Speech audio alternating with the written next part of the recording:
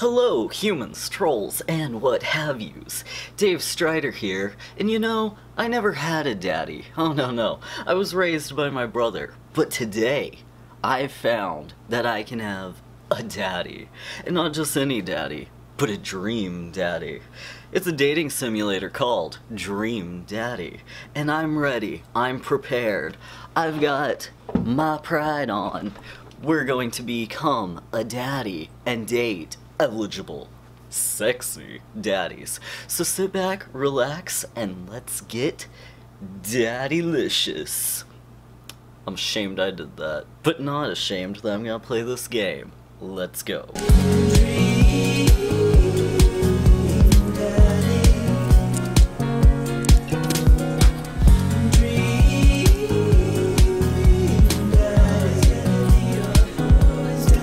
Alright, I'm ready. These look like some really sexy daddies. I am prepared. Or am I? Let's find out. Alright, new game. And before we get started with this game, I just wanted to give a ginormous shout out to Zap Apple Blossom on Tumblr. Go check them out. They're also Zap Cosplays on Instagram. They are the reason why I am able to play this for you all. So give them some love. I'm very thankful. I love them very much as well. So this one is for you. And everybody else, but definitely, like, you're a big reason why this has happened. Alright, let's begin. Z. Alright. Z. I think we're snoring, but I'd prefer to say Z. Alright. Amanda. Dad. Is that a good Amanda voice? I don't know what Amanda sounds like. We're gonna go with that. That's Amanda's voice. Also, I'm gonna turn up my volume a little bit. Z. Dad, wake up. Alright, we can wake up, pretend to be dead. 5 minutes more. I'm actually gonna go with pretend to be dead, and only because I'm God tier, so that would be accurate sometimes. And yeah, I know I don't have my pajamas on right now. I know, but I really wanted to wear my gay pride, cause it's Dream Daddy, and I need to get a daddy, so I got my gay on. So I'm gonna pretend to be dead. I let my tongue roll out of my mouth and stop breathing. Amanda shakes me. What a bitch. Come on, Dad. This hasn't worked on me since I was 6. It's worked on you ever? Child. The fuck? I'm sorry, Amanda. This is the end for me. Oh. Dad, I swear to God. Oh, she must be a teenager. Just putting that out there. Amanda, I bestow all of my earthly possessions. Spread my ashes over my recliner. Yeah. I didn't have a dad, so like this still seems like something bro would do. Just not gonna lie, something bro would do. Okay, well, your corpse better get into the moving van. Okay, well, your corpse better get into the moving van, because it's leaving soon.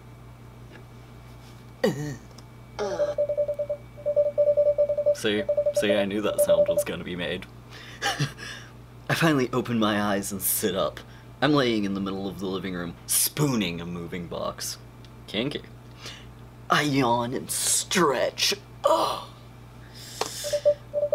Morning, Manda Panda. Okay. Ugh. Yeah. Yikes. Dad breath. Go brush your teeth. Who's the parent here? Who's the parent here? I'm sorry. Confused.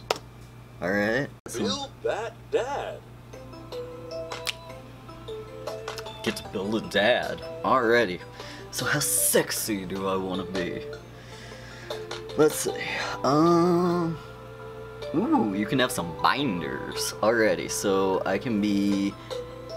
You know what, I'm gonna go with a binder. Yes! And I'm a skinny guy. but I don't judge, so let's see. This is like how I want to look, like my ideals for myself, correct? So I'm gonna be like a buffy dad, like, yeah, muscles and shit that I don't have yet. I really do work out. I really try, guys. I really try. Just doesn't show yet. It will. Still growing. It'll happen. Alright, so we got that. And I'm albino, so that looks albino to me. That looks albino. Not gonna lie. Alright, what face shape do I want? Ooh, yes, look at that cleft. I could be Michael Jackson up in here. That cleft chin. Yeah, no. Ooh, round. Let's see. Ooh, cheekbone definition. I don't have that. Oh, this baby face. I don't have a baby face. Alright, we're gonna go with... I think that's more me, yeah. Do I want some 5 o'clock show? No, fuck that noise. Alrighty. Ooh, hair. Yeah, yes. Alrighty. Ooh, do I want to be a bald daddy? No, I don't want to be a bald daddy. Do they have my hair? Please have my hair. I want my hair. No. They don't have my hair. Satan. What is this? Alright, so what do I want to go with instead? Man bun. Yes, we're going with the man bun. Yes. I feel like I should be vaping for the man bun. Don't smoke. Like, I'm dead, and it's still bad for me. But it's formaldehyde in a dead body, correct? Correct. Don't smoke. This shit... Fuck that noise! Nobody needs that shit. But I mean, with a man bun, it feels appropriate. It feels appropriate. Alright, we gotta get some eyes up in here. Oh, look at those kawaii eyes. Those are some kawaii eyes. Do they have red? They have pink. It's the closest to red they have. I feel like nobody understands the struggle of being an albino. Nobody. It's okay. I'm not gonna be mad much. I'm gonna go with the very Desu eyes. I'm really liking this, but do we have any other options? Just in case. Holy shit, possession. Oh god. Oh, No. Oh, these are beautiful. Look at little wings. Get some wing action. Almost want that one, but I really like these Desu eyes. Oh, I need people to like make decisions for me. Actually, I really like the winged eyeliner. We're gonna go with that. Yes. His daddy is fierce. I keep like doing this. Sorry, like this is my voguing. I'm voguing here. Madonna did it best, but I try. Alright, let's see, a nose. Yes. Yes, smashing. Oh, pointed nose. Oh, all the noses. Oh, that one's pretty cute. Yeah. Got a little button nose, unlike myself. Alright, mouths. Ooh, very smiley. I don't know, because what if we get upset? And then it's like... I'm very upset right now. I have crippling depression. Yeah, I don't think we want to smile. Damn!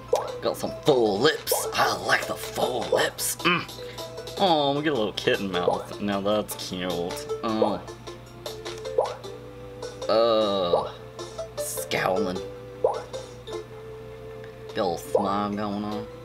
We're gonna be sticking our tongue out at him the entire time, like, baby, take me now.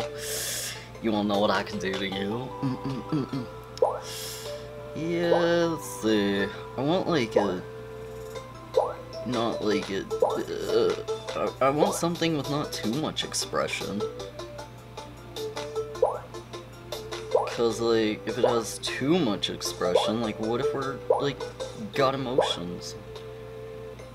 That one looks like we just have to take a really big dump. Not gonna lie, like that one's just like... I'm really enjoying my time with you, but I need to excuse myself to the lavatory.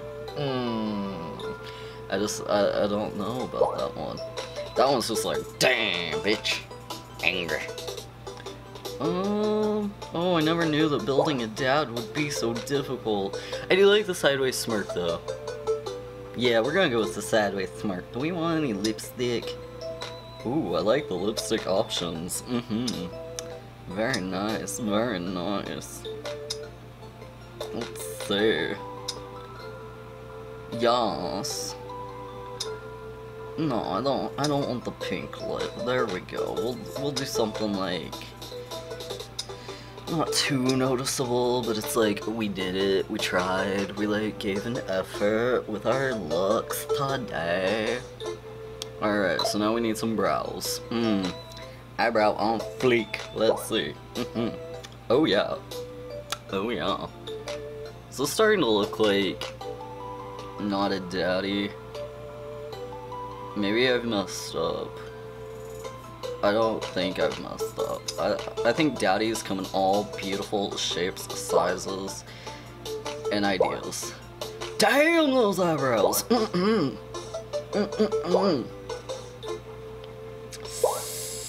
Need to find me some eyebrow game. Damn, now I just look angry. It's like, Oh, little bean brows. Let's see. Now I just look really confused and concerned with my life. Oh, I already saw these. Damn. Why is making a daddy so difficult? We're gonna go with like the most generic eyebrows. No, actually, we're gonna go with the bean brows. And you wanna know why? Because I don't have the eyebrows. I wanna be true to myself. Feeling myself. Alright, do we want like to make this daddy look like he actually has a little more daddy to him? I think so. I think so. I think I want to go with some facial hair. Not gonna lie. I think I want to go with some facial hair. So let's see. What kind of... Oh, damn. No. That's a daddy I don't want to meet. I'm really liking this one, the curly. Because if I could have a mustache, it would be curly. So let's see. What kind of color do we want our mustache to be? Do we want to match? Or do we want... Damn. I'm really liking this lavender. I think it's like matching with our eyes. But probably not. People will probably be like, that's clashy. And I'll be like, you're clashy, you're tacky, and I hate you. Alright, so we're gonna just go with... See, I don't like it. I don't like it matching my hair. I want something that doesn't match my hair. Alright, we're gonna go with a blue mustache. Because I said so. I want the blue mustache. Yas. Oh, do we have shades? Please have shades. Please have shades. Please have shades. Why is everybody a nerd? No, I want shades. Okay, yes, good. Alright, we have shades. But now you can't see my winged eyeliner. But then again, you guys can't see my winged eyeliner. Yeah. How close to myself do I want this to be? Okay. For the sake of the winged eyeliner, I'm not gonna wear glasses. And that hurts. It does. But for the sake. Alright. So now, piercings. Let's see. Yet no. See, this daddy is like really soft. He's a gentle daddy. Still a really gentle daddy. Alright. I think no piercings. This daddy's not that hardcore. He's a gentle dad. The gentle giant. Alrighty, so now we need something like really shit. I'm in love. Let's see all our options. Ooh, do we want to make him more hardcore? With that winged eyeliner? Like, the winged eyeliner could stab a bitch anyway. So, yeah. I think we're gonna go with hardcore daddy. Maybe. Let's see. No, I'm really liking hardcore daddy. But then again, that suit. If only they had like a fleece flannel suit or something. Like, something that goes with me. Like, make it out of a plushie, okay? I need this in my life. I need that felt suit. If only they had a felt suit. Like, I need a felt suit in my life. But they don't seem to have that. Alright, we're gonna go with... Oh, all these options. You know what? I'm feeling the 90s aesthetic here. I really like this 90s feel. See, he's got like his man bun, and he's just like, I don't care what anybody thinks, this is who I am. I'm almost thinking of changing to give him more jawline, or something. Like that cleft. I'm really now thinking like maybe the cleft. But I don't know, guys. I don't know. Dream Daddy, why you gotta be so difficult? You give me choices. Don't you know you shouldn't give me choices?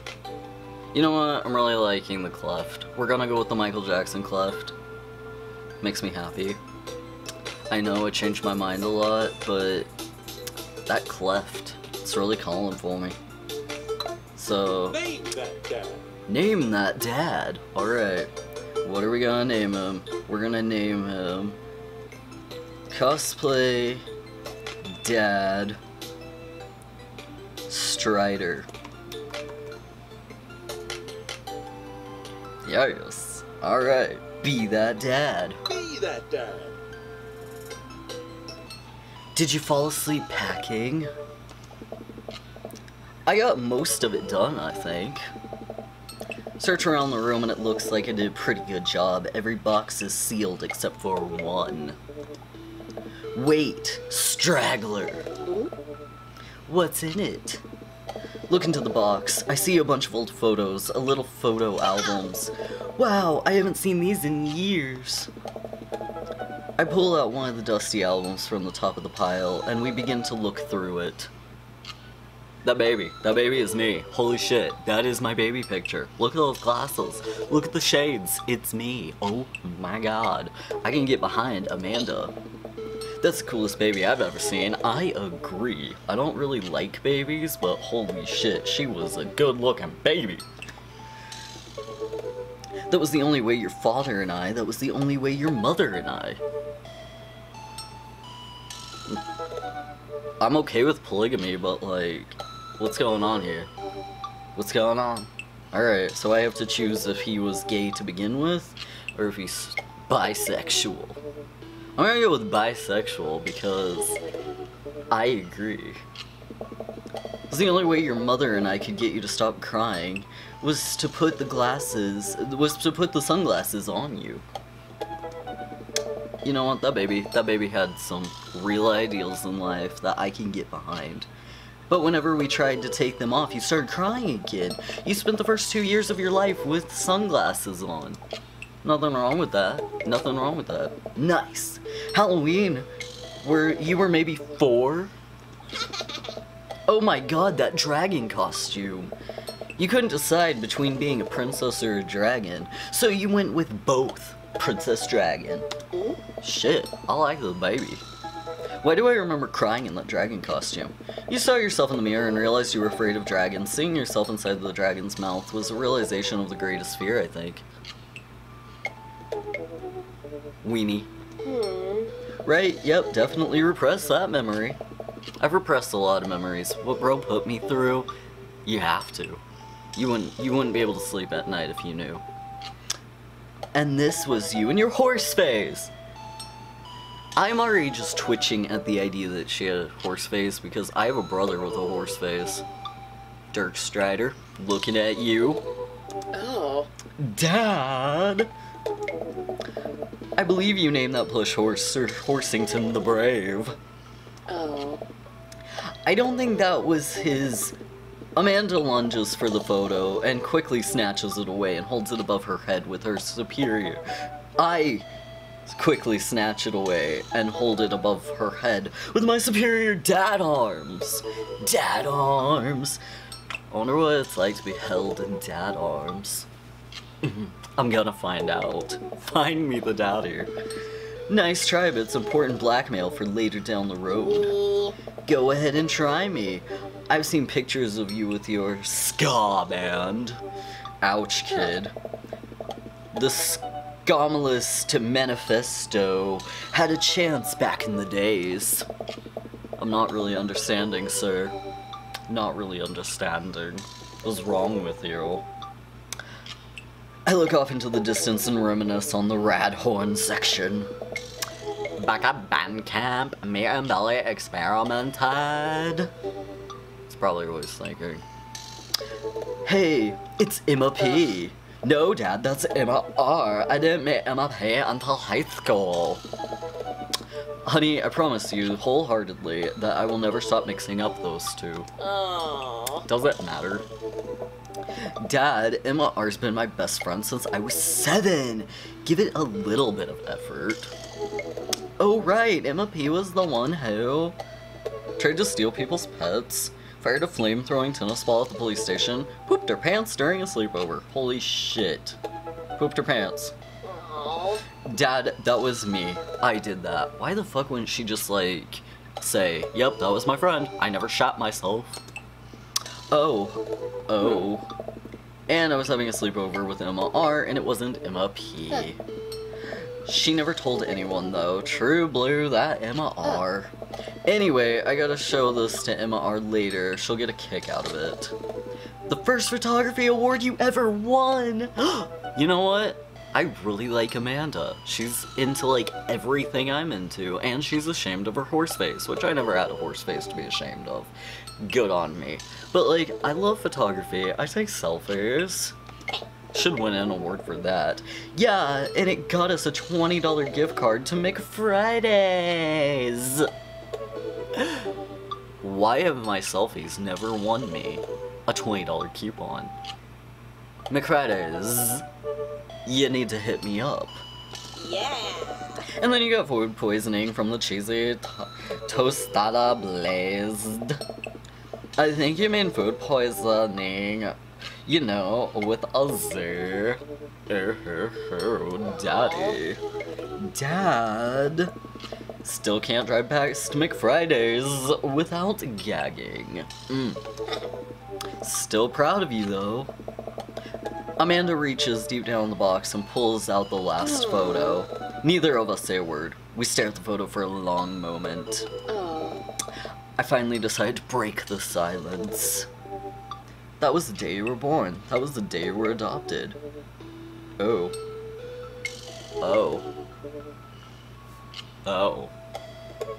Alright, what I'm gonna go with is that my daddy is bisexual, but he was not able to, like, get the rise going during that time because it just, like, wasn't happening. And he was like, you know, I love you, but I don't love your vagina. Like, romantically interested in you. You're a fabulous person. That's why we married. But, like, I cannot stick it in the vagina and impregnate you. So we're gonna go with adopted. It's kind of a funny story. The day we brought you home, we got in a car accident, and it wasn't anything big, it was a little fender bender in the parking lot, but of course I freaked out, and the little old lady who crashed into us was freaking out and didn't know what to do. But your mother, oh man, she held my hand and looked me directly in the eyes, and the calmest thing I've ever heard she said, "It's okay, it's gonna be okay." ... She was right, you know. I stare at the picture for a long moment. Maybe too long. He's so in love. I miss her. Did she, like, leave or is she dead? Awkward. I can't even imagine what it must be like for Amanda. She pats me on the back. Come on, Pops, we gotta finish packing. The moving van won't wait forever. Oh, right. Amanda and I pile into the car and take one last look at the old house. So many memories here. Hard to believe your mother and I bought this place almost 20 years ago. Damn, bitch, you old. Hey, remember when I shattered the front window playing catch? Amanda and I just, like, relate on so many levels. You always had strong arms. Hey, remember when I shattered the other front window pretending to be a robot who breaks windows? Sounds like something Dirk would do with his robots. You always were a very imaginative child. Hey, remember when I broke the back window plate? We get it, Amanda. You break shit. Stuff. This is my daddy. He can say whatever he wants. And there will be plenty of more stuff for me to break in the new place. I love her. Memories to make and stuff to break. You ready? We sit in silence for a moment and watch my daughter grow up in this house. It'll forever feel like a place in my heart, but it stings a little to leave it behind. I'm ready. The moving van begins to pull away, and I get the car into position and follow it. I watch our house, our old house, disappear in the rearview mirror. So what? So, sell me on the cool new pad. I clear my throat and do my best cheesy announcer voice.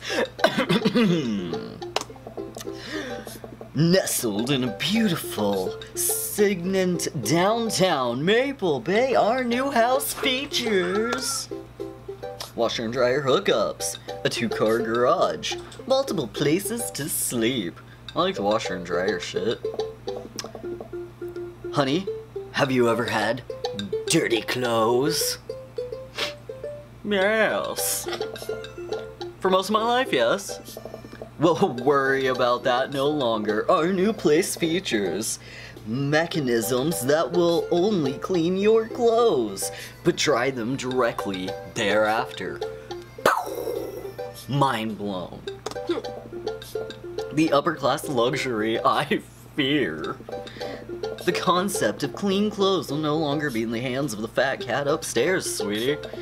Anyway, it's also smaller than our last house. That's okay. I grew up in a really tiny place too.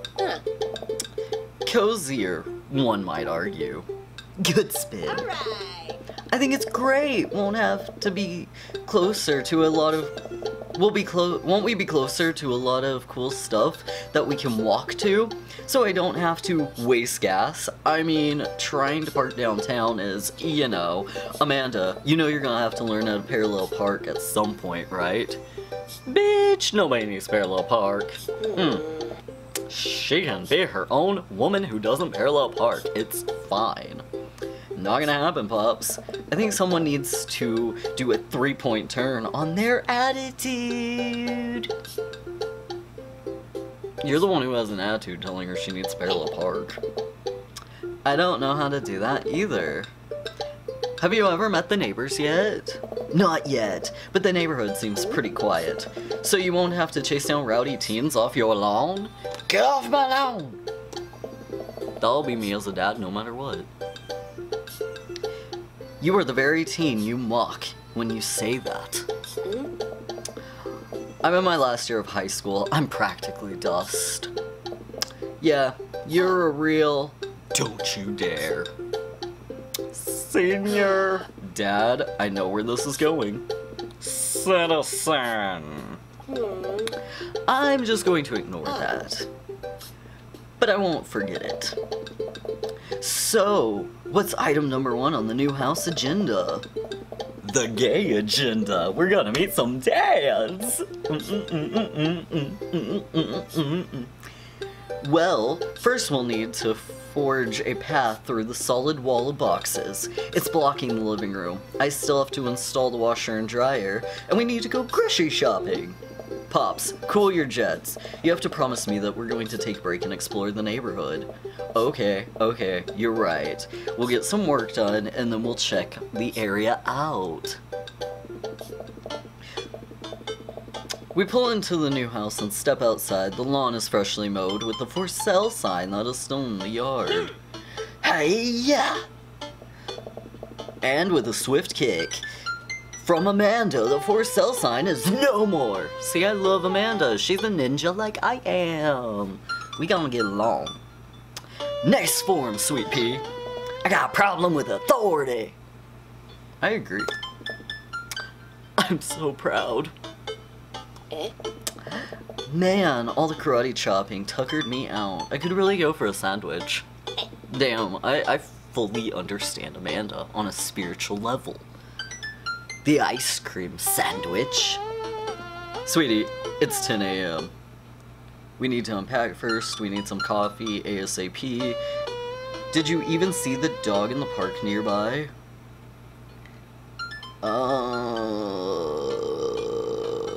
We need some coffee. This is my life. I need coffee. I'm not unpacking. Like, that's adult responsibilities. I may be a hot dad right now, but I don't do adult things. I'll make Amanda do it. Like Bro always made me do. See, whenever I came to live with Bro, we still had moving boxes full of shit. And I don't understand, because he had been living there for much longer than when I beamed down from the sky. The fuck is wrong with that, man? But they were there my entire life. I think Bro was a hoarder. Should've put him on the show. Could've got famous. Damn. I gotta get my hands on a nice hot cup of the old bean juice, or I'm gonna be useless all day. I think we passed a coffee shop on the way here. Maybe we could check that out. Let's do it! We walked down the street to the Coffee Spoon, a cute little place on the corner. Man, this is such a convenient walking distance from our place. I mean, I guess. What's wrong? Why would I go somewhere else to drink coffee on a couch when I could drink better coffee at home on my own couch and I don't have to make awkward eye contact with other people? At least when I'm home, some random guy isn't coming up and sitting on the recliner next to me, and I won't feel like a little weird about it, because technically he's not sitting at my table, but he's very much within my personal zone. That's called marriage, dude, and that's what we're trying to do. We're trying to get a random guy to live with you so he can sit on the recliner next to you and drink some coffee in your personal zone. Get it right. This is Dream Daddy, not Hermit Daddy. Dad, and what's the etiquette when you have a dirty mug? Is there a bin? Do you have to go set it on the counter, or do you know where else to put it? Or do you leave it in there and then I feel your face flush hot with shame, and you consider the possibility that in fact there was a bin somewhere, out of sight, and now you're the jerk who left their mug? Dad, you're just afraid to meet new people. Yes, Amanda. We walk inside. Hello? Oh, my, am I cute? Is my eyeliner on fleek?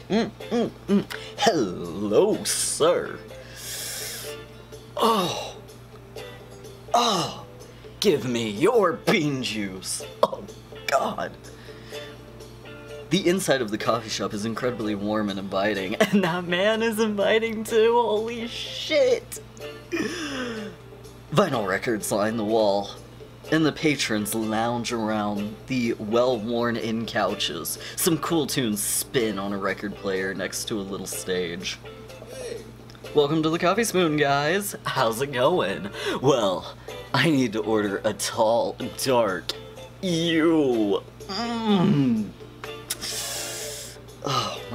Oh my god, and his name is Matt. Holy shit.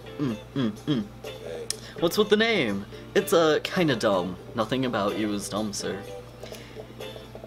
It gets mentioned in this poem I like, and I also thought it was a good idea at the time, and I suppose now that it's still a good idea, because, like, the business is still running. Holy shit, I love this man.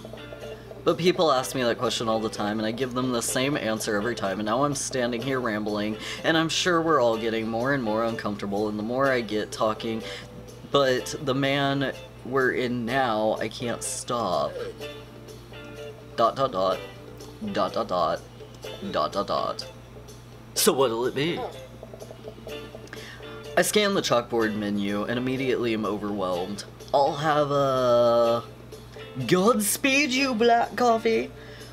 Iced Tegan and Sarah. Chai Antwoord. Okay, so I really like their music, so I'm gonna go with the iced Tegan and Sarah. Good choice. Oh. Oh. He swooned for my order? Oh, God. I don't get it. What the fuck? They have great music. Oh, it's a pun. Tig and Sarah are some awesome Canadian Idol band formed in 1995.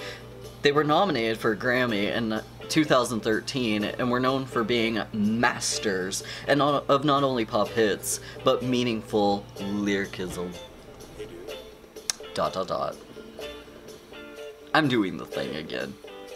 But coming right up. I'm coming right up too, buddy. Oh my god. This game. Oh my god. I'm not wearing pants, by the way. Just so, like, if anybody needs to know, like, I am ready for these daddies. I am ready. No, I have a laptop right now, but, like, if I stick my leg out real high, I'm not wearing pants right now. I need to be ready for the hot dads. My dream daddy awaits, and I can't keep him waiting by taking off pants. Oh my god. Can you sleep with every dad?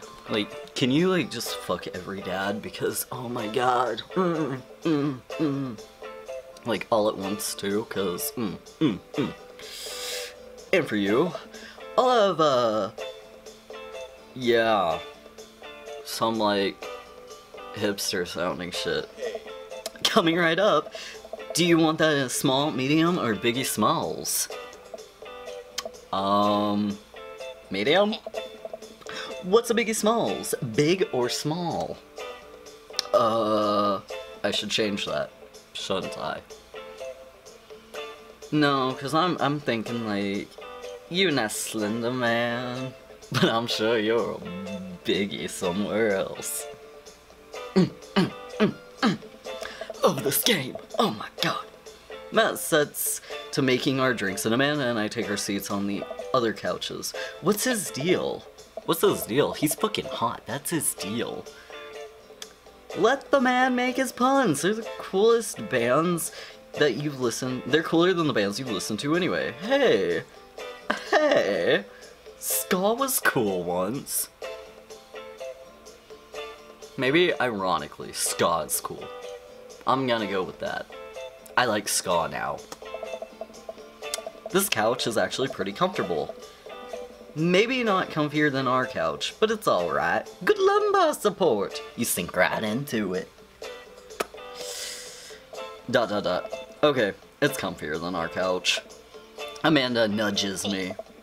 This place is right next to our house, and this guy seems not only cool, but he's also uncomfortable with talking to other people as you are. Hey. You totally should become friends with him. I'm gonna become more than friends with him. Amanda, you don't even know. You're gonna have to move out, like, now. I don't know. Come on. What do we say about meeting new people? I can't meet new people if I always stay inside and it doesn't go outside. Also, don't talk to people. See, you're making progress. Matt sets our drinks down on the table and I have a sip. The iced Teagle and Vera is delicious. You best be joking. You best be joking. Hi, we're new to the neighborhood and I'm Amanda and this is my dad, Cosplay Dad. Hey.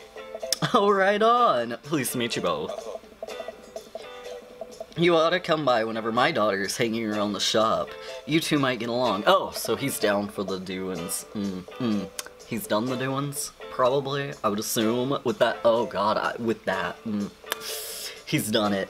Oh my god. And, like, my dad, I've come up with, like, he can fully, like, get up for, like, this man. Holy shit.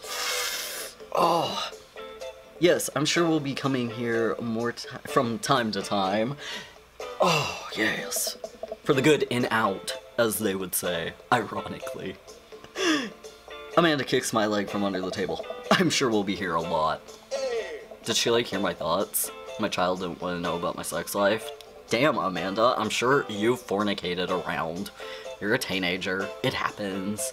I don't hate you. I wish you would have waited, but, you know, I understand that you're going through puberty, and things get really uncomfortable, and you don't understand, so you try to, like, figure yourself out, and because you figured yourself out, you lost your virginity. I get it. I'm a good dad, okay? It happens. Still love you. Your hymen means nothing to me, okay? I love you with hymen or no hymen. I'm gonna make a horrible dad, but Amanda gets it. You know what? Let me get you guys' opinion on something. Matt goes into the back and comes out with a fresh plate of something that smells amazing! His body? I'm sure it's his body. I'm working on a new banana bread recipe, and I need help coming up with a name for it. Well, I think we're gonna have to taste test it first, so that we can, well, fill the flavor profile of, you know, what the appreciation, flavor sensations of Amanda nods vigorously. She knows this game. They're probably the type that, like, go back for seconds of the free samples at the grocery store a lot. Like me. Yeah, we need to give this Nana bread taste. If you want us to have free creative labor, I think that would be a contribution with, I've taught her well. She has talent for these. I was going to give you guys banana bread anyway. Right, yes, that. Matt serves us each a piece, and Amanda and I happily chow down. This is amazing! Thanks, it's the secret ingredient is bananas. So, any ideas? I'm stumped. Well, I have an idea, but it has nothing to do with bread, but a lot to do with the secret ingredient of your banana. Alright, well, I think that we might only be able to give you dad band puns, but I'll give it a shot. Banana bread, Kennedy's, grateful banana bread, right said banana bread. I like right said banana bread. Rightio. Oh, he swooned for my idea. Like right said Fred. Okay, maybe that's going over my head. I'm too young for this game. But now it's about banana bread. I think the youngsters will like it despite not getting it. Yeah, that's why I picked it. I'm the youngster. Oh. That's actually a nice ring to it. Really? Yeah, right said banana bread. Strong decisions. That's art, baby. He called me baby. I can be his sugar baby. He can be my sugar daddy. Oh my god. ... I wanted to say baby because I thought that would sound cool, but once I've said it, I realized that it doesn't sound good coming out of my mouth. Oh, things can sound really good coming out of your mouth, baby. Maybe I should leave saying baby to the professionals. ... Enjoy your coffee! Thanks, baby! Yes. See, it sounds good when you say it. Oh, he likes to be called baby, does he? I'll keep that in mind. Across the way, a man catches my eye, sitting by himself brooding over a cup of coffee. Our eyes meet just for a moment. Oh my god! He looks like a guy that my bro brought home once that I had a huge revelation about my sexuality with. Oh my god, he's hot. Oh my god, oh my, who is this man? What? Oh, they're all so good looking. Oh my god, ... I hastily look away, hoping you didn't catch me staring. Who is that? And how do I get him in me? We finish up our drinks and head out. Thanks for stopping in. Take care. Okay, now we are full of caffeine. Where to? Should get back to unpacking. Let's get some fresh air. I need a nap. You know, if you drink coffee and then you immediately need a nap, I've been told that you might have ADHD. Found that out because of John, because I think he has ADHD, because he can drink a lot of coffee. He gets like, woo, for like 3 seconds and then he's out. I don't have that, so we're gonna, I don't wanna pack. I really don't. I really don't wanna unpack.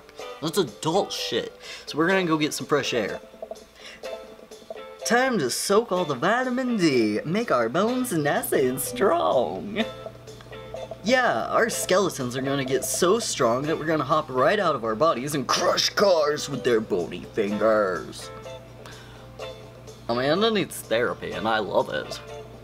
Amanda, I already have an irrational fear of my skeleton will one day escape my flesh sack and run amok. Please don't encourage it. Right. Sorry. To the park! Why do I have a fear of that? I fear my own skeleton. Holy crap. Amanda and I begin to stroll through the neighborhood. I can't believe how beautiful it is outside. Kids are playing in the street and the flowers are all abloom and the faint smell of a nearby bouquet drifts through the air. Kids can play outside in this game? Well, we're not in America, obviously. Oh my god. Wow. Wow. Wow. It's a whole new world. A whole new world that I've never been exposed to before. Kids playing outside. Who would have thought? This feels wrong. They're gonna get kidnapped. Oh god. Oh god. This place is nice. Well, yeah. Kids can play outside.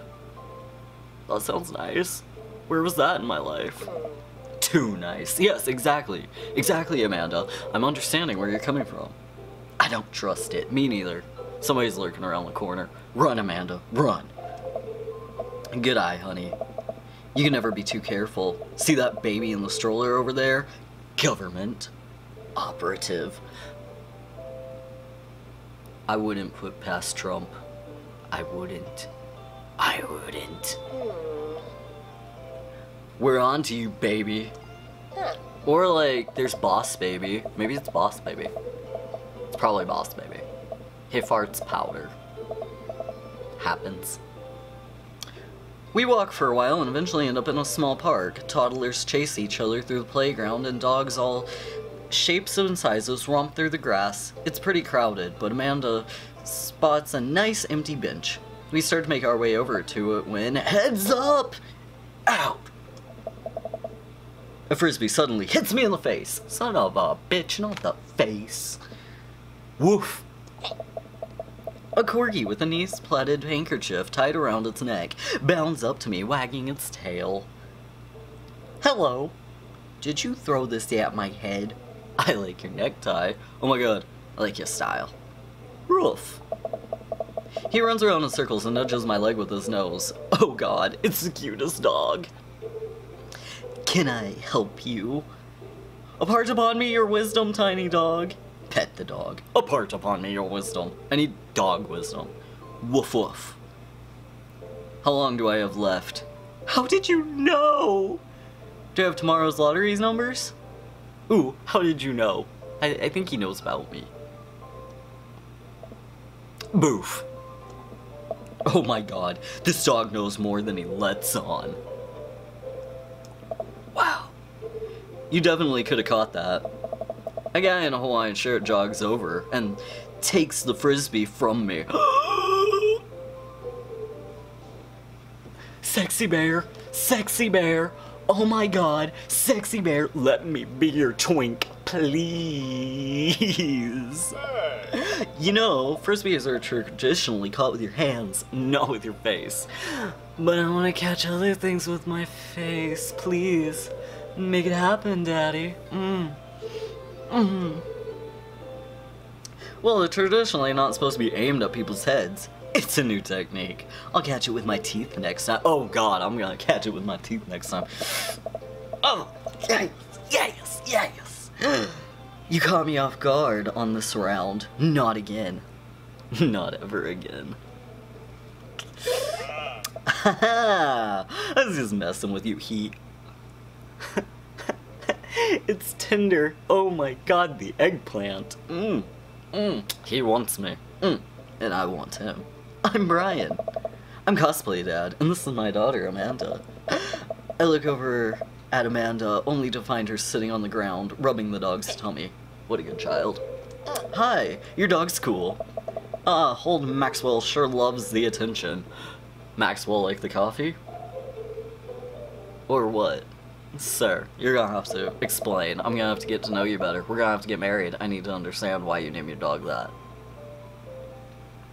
It's great to see another father and daughter on such a sunny day.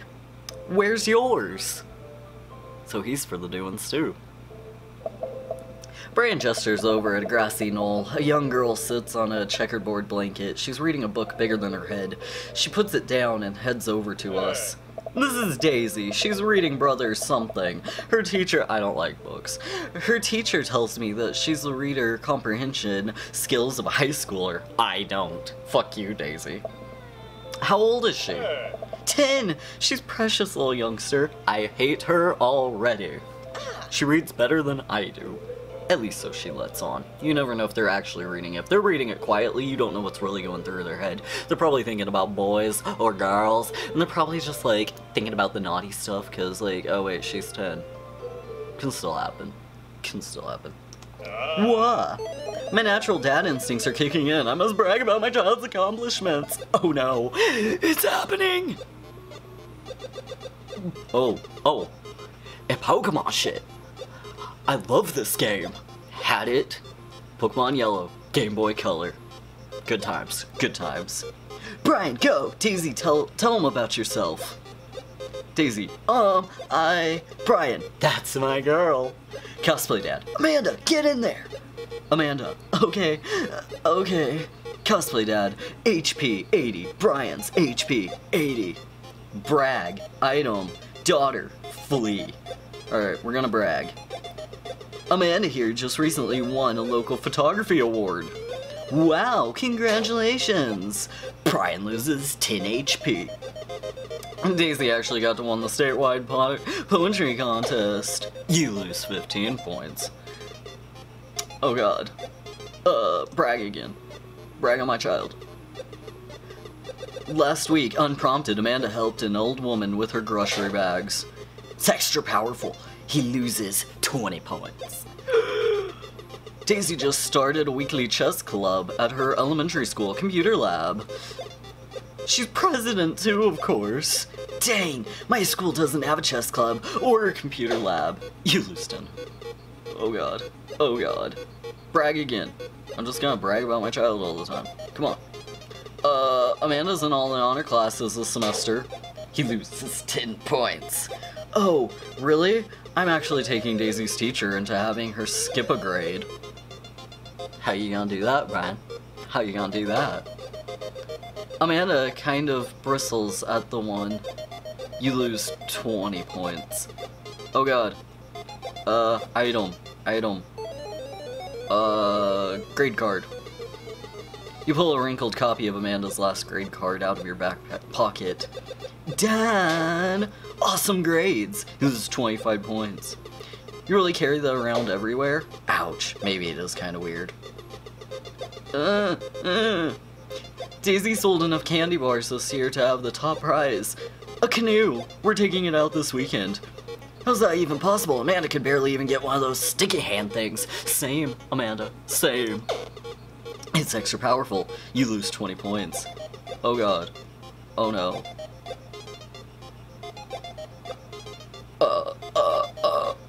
Spelling bee photo. Fumbling through your phone's browser, you managed to pull up a photo of Amanda's winning her 10th grade spelling bee. Wow, congratulations! Daisy is getting prepared for her annual spelling bee right now. Hopefully this will be her 3rd win in a row.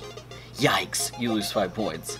Not to mention Daisy is having her first word at 10 months. Daddy.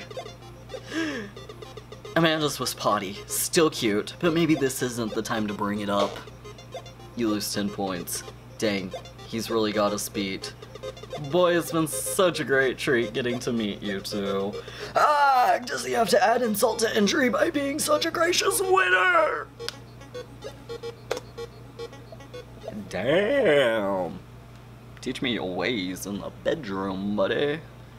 Like, how to be better. Oh god.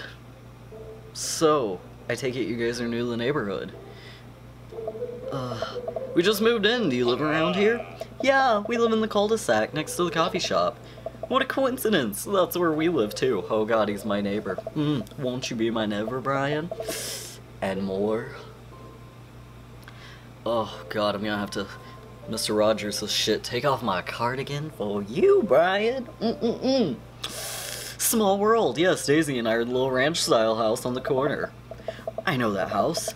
It's like ours, but slightly bigger and better landscaping. Does this guy have to outdo me at everything? Let him outdo you in bed. It'll be great, okay? Just lay down and enjoy his perfections. It's not a bad thing, okay? You don't have to be perfect at everything. What a lovely place. Well, I don't want to take up any more of your time. It was nice meeting you guys. You can stop by at some point. Yeah, definitely. Bye. Brian and Daisy walk off further into the park, and Maxwell happily trotting along in tow. ... Do you get the feeling that he was trying to one-up us? Trying and succeeding! I can't believe that kid is only 10. What was he doing? What was I doing at her age? I believe you had a bit of a thing for horses. Shame that didn't pan out. Could have majored in comprehensive horse studies. It's not too late to minor in horse creative writing. Yeah. Oh god. Don't tell your daughter to get into the My Little Pony fanfiction, okay? No. No. Too close to the truth, Dad. Let us never again speak of the fantastic adventures of Sir Horsington the Brave, the epic 7 parts of Amanda Strider. We laugh off the horse epic and walk around the park, a bit more enjoying the day. Unpack, go take a nap. I'm gonna go take a nap. All the sunlight is making me real tired. I don't think I have enough sleep last night. You slept for 14 hours. So what, Amanda? My wife is gone. I just moved. It's called depression sleep. God, don't judge me. Exactly. Amanda needs to understand that Daddy needs to take care of himself. As we're walking home, I hear heavy footsteps coming up behind us. Cosplay Dad! Bro! Bro? Bro? My bro? What? Who's bro? Who's bro? I turn around and am greeted by a familiar face jogging up to us. Oh my god. Oh my god. Who is he?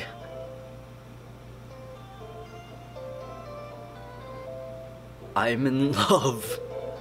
Oh, drop the baby and let's do it now. Here on the streets, right now. Oh my god. Craig? Craig. Okay, Craig. Oh. Bro! Oh, he's my brother. This is okay. This is fine. Oh god. Oh. Oh. Bro. Oh. Holy wow. I haven't seen Craig in forever. Holy wow is correct. Oh my god. It's been too long, dude. Yeah, wow. You look great. Hey. Hey, yeah, I cleaned up my act. Cleaned up his act? Are you kidding me? He's ripped. Amanda, this is my friend, Craig. We went to college together, and we were roommates for a while too. Oh god, we shagged all night at college. Never got a single bit of studying actually done. Surprised I graduated. Oh my god, you should know what Craig can do to me. Oof. Amanda, dude, you probably don't remember me. You're so big now. Hello, and hello, cute baby. Ah, thank you. Last time I saw you, you were about her size. This is River. Say hi, River. He picks up her tiny wrist and waves it around. River gurgles happily. Are you babysitting? Because Craig I know would not have a baby. He'd been doing me in the butt all night long, and I can't make a baby. I may have the parts, but I don't use them, and that is fine. Nah, dude, River's my kid.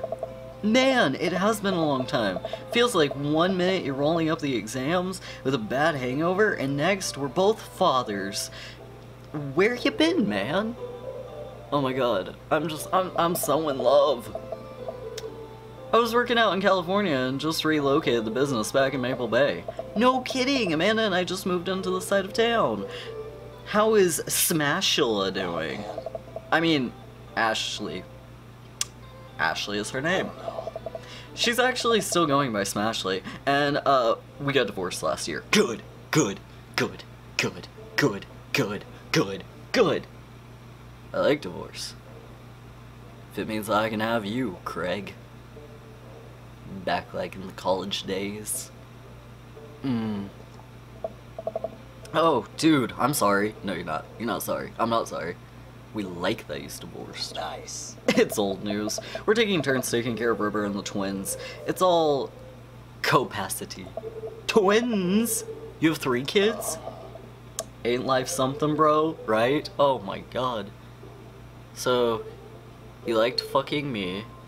So then you found a female. Like a cis het female.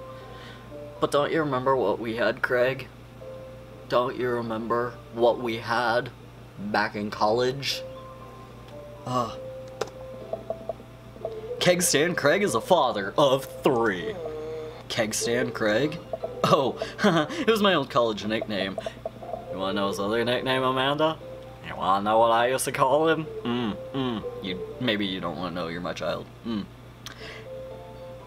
He got it because he did a lot of keg stands. It's a thing where you do a headstand on a keg and drink from the keg. What a winner. What a winner.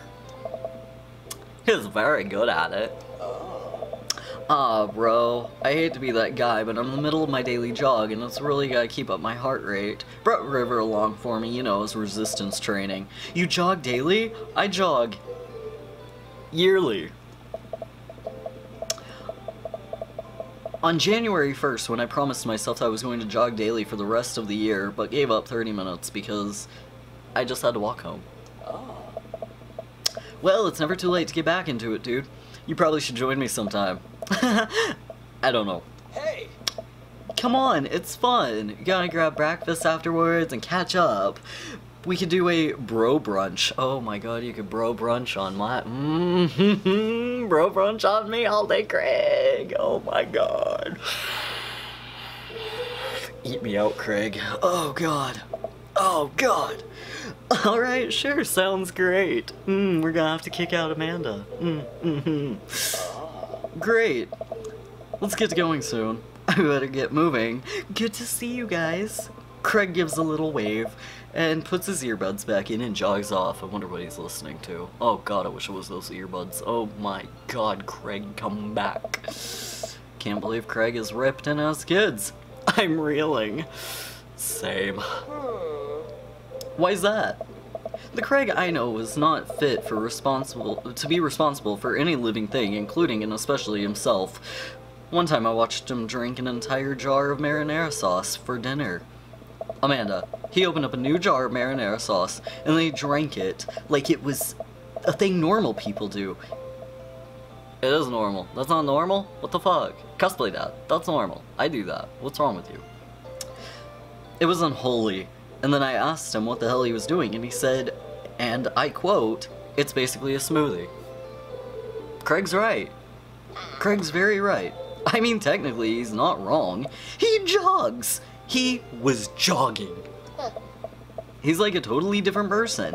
Anyway, better get home. I'll have plenty of time to reflect on how old I feel later. Amanda and I flop down on the couch. Amanda then shoves an empty box out of the way before she can sit. Too bad we're going to put my stuff right back in these boxes in a few months. No, don't say that. Aw, Dad, it's gonna be fine. I know. It's just, you're my little girl, and it's gonna be weird not having you around. Unless I get Craig around. I'll come to visit, and I'll text you every day, and I'll take lots of pictures. I mean, obviously, I'm a photography major. Take a lot of selfies. You're beautiful. You promise? Of course. Are you gonna be okay by your lonesome? I got all these hot dads around, Amanda. I'm gonna be swell. Swole. Oh god. Oh, come on, I'll be fine. I'll get a dog or something. Like, you know, puppy play, I guess, is what we're into now.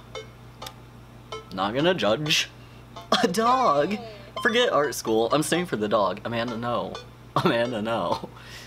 Not what I meant. Amanda, no. Shit. Is that...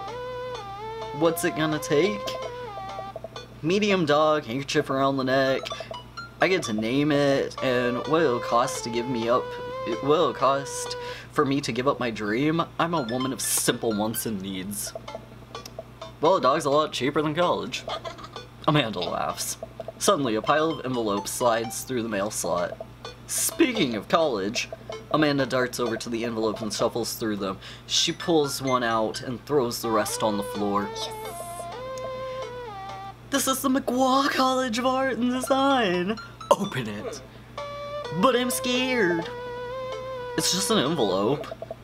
Paper cuts, Dad. Paper cuts. Yeah, it's just my entire future. Not a big deal. She takes a deep breath and rips open the letter with her teeth. We have a letter opener, but okay. I held my breath while Amanda's eyes dart back and forth scanning the letter. What does it say? The admissions committee has reviewed your application and blah blah blah. Her face drops. Regret to inform you that we're unable to offer you admission into McGraw College of Art and Design. Amanda throws the letter on the coffee table. Oh, sweetie. It's okay, I kinda saw it coming. I know I shouldn't have put that experimental stuff in my portfolio. Their admissions office told me they just wanted to see portraits or whatever. I pull Amanda into a big hug. Yeah, you're an amazing photographer. I know that how much work you put into your portfolio. Some other school's gonna want to snatch you up for sure. Don't snatch, my child. Stranger danger. Yeah, I know, it's fine. Are you actually fine, or are you just saying that? I'm fine, really. Her face says the opposite, but I probably shouldn't push it on her. Oh, and before I forget, Amanda R and Amanda P are sleeping over tonight. So... You need me out of the way so that you can be... Because I'm painfully uncool. What? I'm the coolest dad on the block. I would have chosen a more delicate phrase, but yes. Well, I'll have you know that I'm conventionally already have plans tonight, and you'll have to have the new place to yourself. Yeah? What are your plans? Quick! Think of plans! I am secretly the mayor of this town. No, we're not. I know the mayor. I love the mayor. The mayor's the mayor of the town. We're not going to lie like that. The mayor is the mayor, okay? Gotta attend the union meeting. I'm going clubbing. I'm going clubbing. I'm gonna go in a nice outfit and tear it up on the dance floor. All the hottest dance moves. The lawnmower. The sprinkler. The running man. And you know the ones where all the kids are doing these days. Alright, but I'm not gonna come pick you up if you pull anything this time. Not again. I'm just kidding. I'm actually going to stay home and finish unpacking, but we need out of the house. Go to bed. Go watch the game. We're gonna go watch the game. Nice. Which game? You know, the game that's on tonight. The game on TV, and somewhere other than here. Okay, cool. While you do that, I'm going to do drugs and commit light arson with the Emmas. I love Amanda. Holy shit, she's a badass. I like her. I'm concerned you're hanging out with the wrong crowd. No, she's not. No, she's not. Amanda shrugs. I would have expected you guys to do the white-collar crime by now at this point. Maybe money laundering, at least. I'm a street rat, Pops. You're kidding about the drugs and crime, right? Yes, Dad. So she says. Just making sure. I give her a pat on the head. Have fun with your sports. Are you being sarcastic? No, making fun of sports is paid out. Alright then. I do some light cleaning around the house and then decide to clear out right before Amanda's friends arrive. Before I leave, Amanda stops me. Hey, don't forget that you have that meeting with my English teacher tomorrow. Oh right, Mr. Vega. Is Mr. Vega hot? Can he do me on his desk? We'll see. Yep, totally remembered. I'll be there. I hope they have fun tonight. I'm really glad Amanda has such sweet friends, even if I can never remember their names. Emma. Not that difficult. Just as they head towards my room, the doorbell rings. Who could possibly need anything from me right now? Do you know what time it is? And I was just about to head out. I walk over to the door and open it. Hello! A handsome, clean-cut man stands in the door, brandishing a plate of cookies. Oh my god. He's hot. Oh my god. Oh my god. Fuck me on a golf course. Oh. Oh my god. Oh my god. Show me your 10 iron rod. Oh god. Let me be the caddy to your golf club in your pants. Oh my god. Yes. God bless. Hello. Hi. And I was kind of late, but I was baking too many cookies, and I just can't have these in the house. I'll eat them all. ... Oh, where are my manners? My name is Joseph. I'm your next door neighbor. Yes. Oh, yes. Hi, I'm Cosplay Dad, and this is my name. I saw the moving van, and I thought that the new neighbor thing to do was bring some. My daughter, Christy, wants me to tell you that she baked them herself. So he's already lied to us, because he said that he made too many cookies. Now it's his child. Okay. Joseph leans in and whispers. Yes, whisper in my ear. Oh, tell me what I want to hear. Between you and me, she sprinkled in some chocolate chips. We both share a laugh. Kids, right? Get them out of the house so we can fucking out. Amanda pokes her head out of her room and immediately hones in on the cookies. Wow, cookies, huh? So nice to meet you. Joseph hands her the plate of cookies with a smile. ... Well, thanks for the cookies. Amanda disappears with the cookies. Amanda, come back. And she's gone. That's my daughter. Her name's Amanda. She's a charmer. Daughters are tough. Sons are also tough. Children in general are just... I hear that. I mean, there'd have to be something wrong with you if you raise more than 2. I have 4 kids. What have you done? Oh. I meant...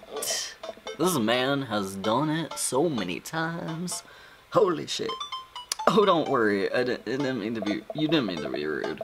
Oh no, it's the first neighbor I've met, and my social life is already We've met other neighbors. Brian's the neighbor.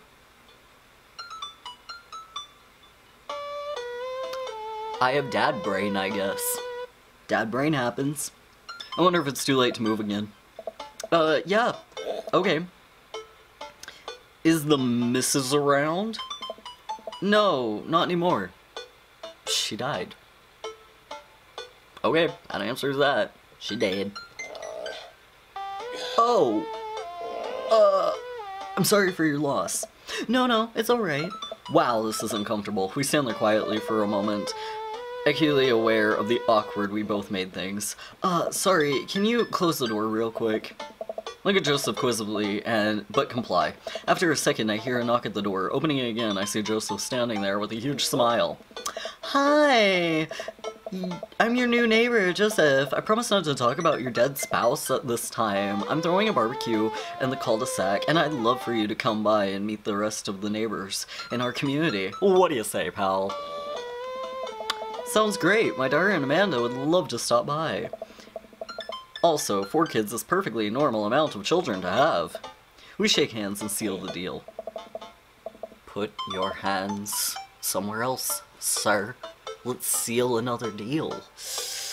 Well, neighbor, I'll let you get to bed. See you at 3 p.m. on Saturday. Sure thing, neighbor. Joseph starts walking away, but stops to think for a second and turns around. Hey, in all seriousness, raising a kid just can't be easy. If you need to talk about stuff, I'm a youth minister at church down the street. Oh, I don't know. I wouldn't really consider myself a youth. I'm a twink. I consider myself a youth. It's okay. You look pretty young to me, but suit yourself. Oh. What kind of youth minister is he? Bro never let me go to church. He said that things would happen and that I wouldn't be innocent anymore. Even though I wasn't innocent anyway, so, like, I wanted to go, but no, it wasn't allowed because, like, things could happen. He basically told me that what, like, the pastor will do is he'll come and he'll, like, grab my dick, and then he's gonna, like, chop off my foreskin, and I'm gonna scream, and it's all in the name of the Lord, and he was like, you can't have that. I circumcised you myself. Anyway, moving on. And with that, Joseph's gone. He seems nice. Amanda walks back into the living room, crumbs on her face and cookie in hand. That was the smoothest recovery I've ever seen. I should take notes. See, you're already fitting in great. Where'd those cookies go? They're gone. Sorry. Sorry. Yes. If it makes you feel any better, they weren't very good. So you ate all of them anyway? The Emmas helped. Right. Well, kiddo, I'm gonna go catch the game. Have fun, Dad.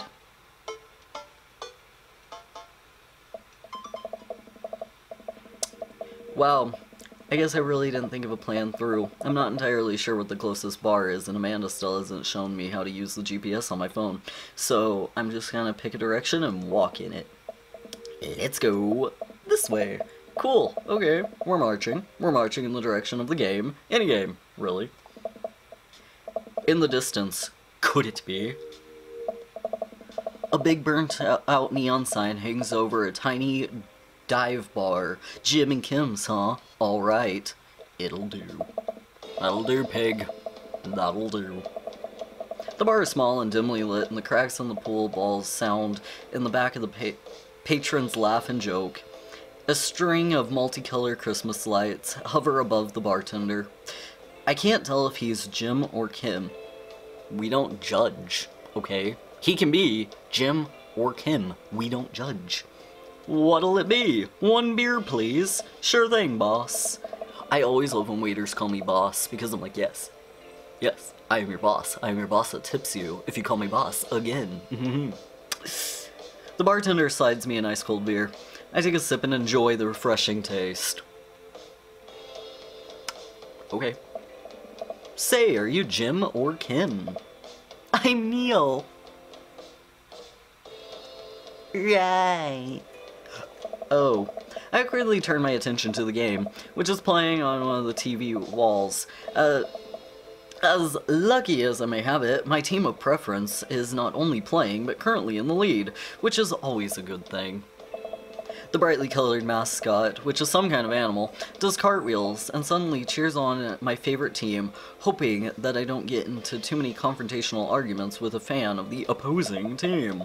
Several people in this bar were wearing the distinct colors of the team that I dislike, although I believe in the form demeanor that, like me, the passion for the team is all in good fun. No, it's not. Sports are a blood sport. There is no teammanship. Hey. A middle-aged woman holding a nearly empty wine glass slides into the bar and sits uncomfortably close to me. Uncomfortably? She fucking hot. Hey, sailor. She got me, sailor. That's not too hot. Oh, hello. Good to see fresh meat in here. I'm Mary. Come here often? No, but you probably do, and you probably knew that I don't come here often because, well, I'm new, and you're not. Oh no, actually, I just moved into the part of town today. I'm cosplay dad, by the way. Are you watching the game? Yeah, my preferred team is leading, and keep this up, we'll win the game with ease. Oh, I love that team. And I also love the game. I love someone who knows their way around balls. I know my way around balls, Mary. I'm gay. Mouse. I'm getting the impression that she's a little drunk. Buy a gal a drink? Bitch, no, I don't got that money for that. Don't buy a drink. Some other time? Suit yourself, sailor. Mary saunters off, setting her sights on the newest bar patron to enter. I happily watch the game with another beer. The game has gone to close terms of points, a little too close for what I'm comfortable with. After a particularly skilled player scores a number of points for the other team, putting them in the lead, I hear an affirmative grunt from the man in the bar. Go team. It's the brooding man from the coffee spoon. He sits alone, sipping whiskey and watching the game as well. Oh god, baby. Yes, yes, he's here. Oh yes, oh fuck yes. Enjoying the game. I am now that we're winning. Oh, were you I think we're rooting for different teams. In my opinion, my team is superior. I have to disagree with you on that. Based upon the win-lose record, I'd say that my team is superior. And that's where you're wrong. Since as is standing right now, my team is beating yours. The conversation ends there, and we both go back to silently rooting for our respective team. The game is close, and we both slide, playing the hardest to win, but in the end, my team prevails! Quiet cheers ripple through the bar. I raise this respected glass to the man drinking whiskey. He raises his in response.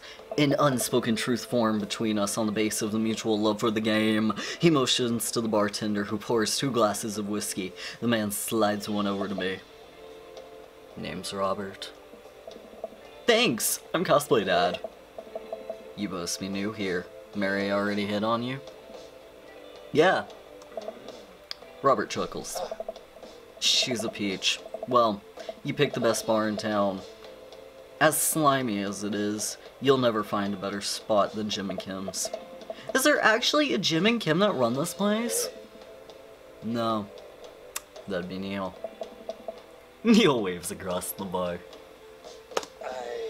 Good guy, Neil. Not enough Neils in the world. Okay. You a whiskey fella or a beer fella? Beer, but I drink most things. You like shots? Body shots. Come on, Robert. Let's do it. I love shots. I like shots. Oh, shots fired. I don't like them. I'm gonna save in case I fucking screwed this up.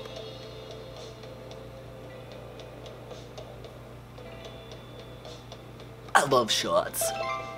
Thank God. Robert nods to Neil, who serves 2 shots of whiskey. He hands one to me. Here's to your health. We take shots, the whiskey burns down, but I try my hardest to look tough. Tough. Wait, I think this is what making friends is. Oh no, we're gonna be more than friends. Body shot me.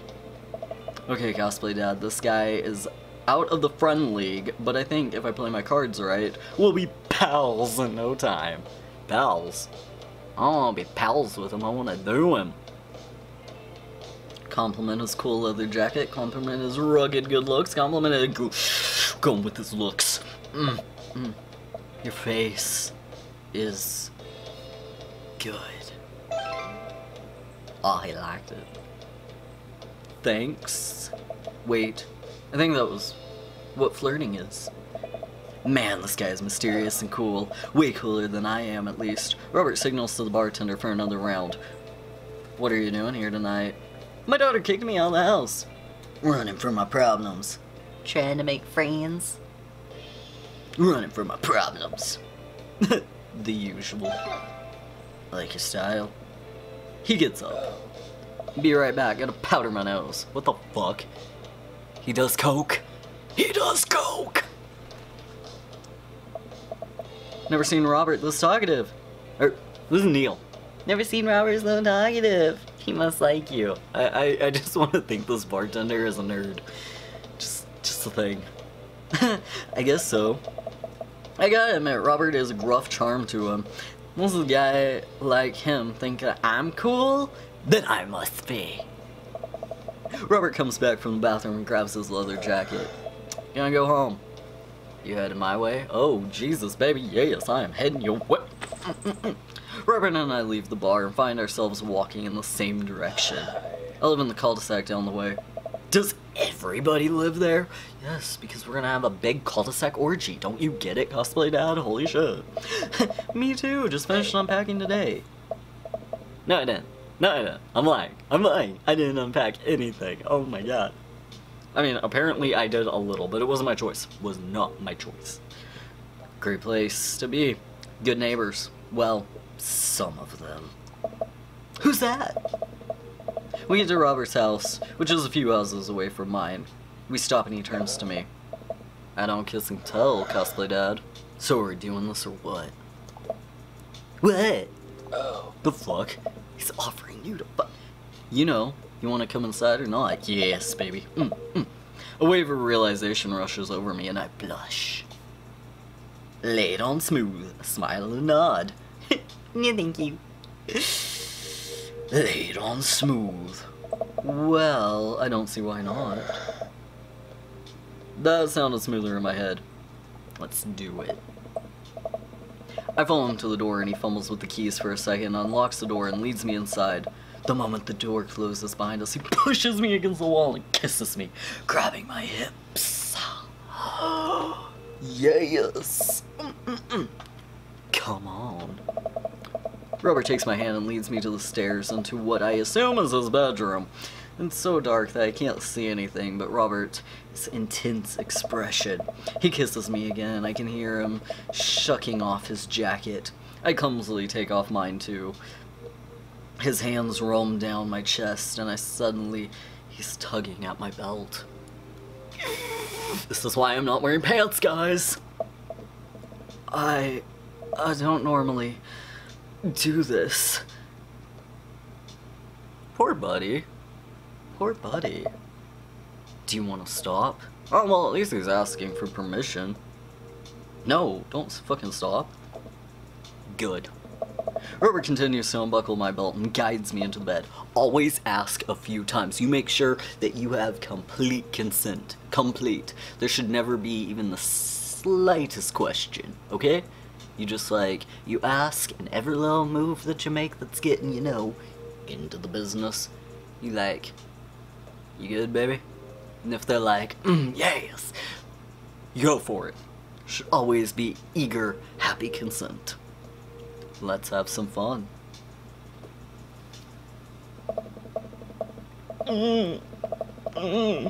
Yes, I fucked Robert.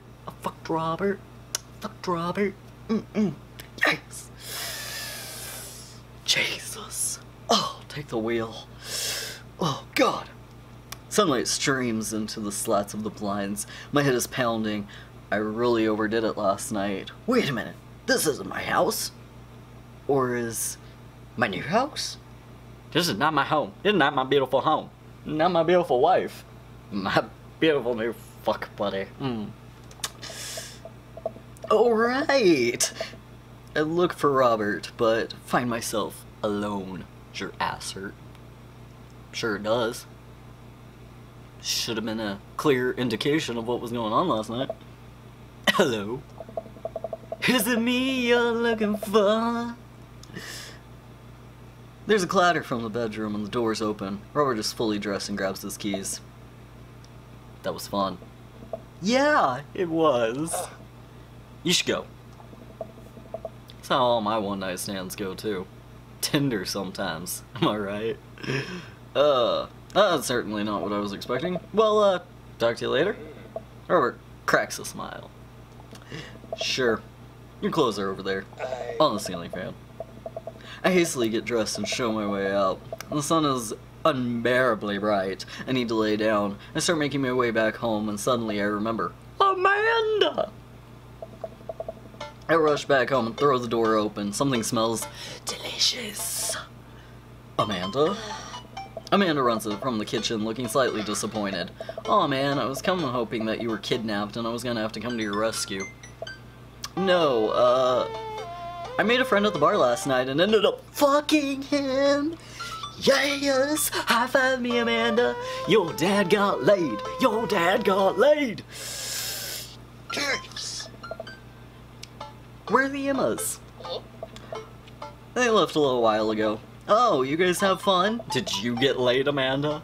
Was it a threesome? I bet it was. Yes. Good job, child. Good job. I'm proud of you. Yeah, watched some movies, porn, ate snacks, stole a car, you know, usual sleepover stuff. You teens and your larceny.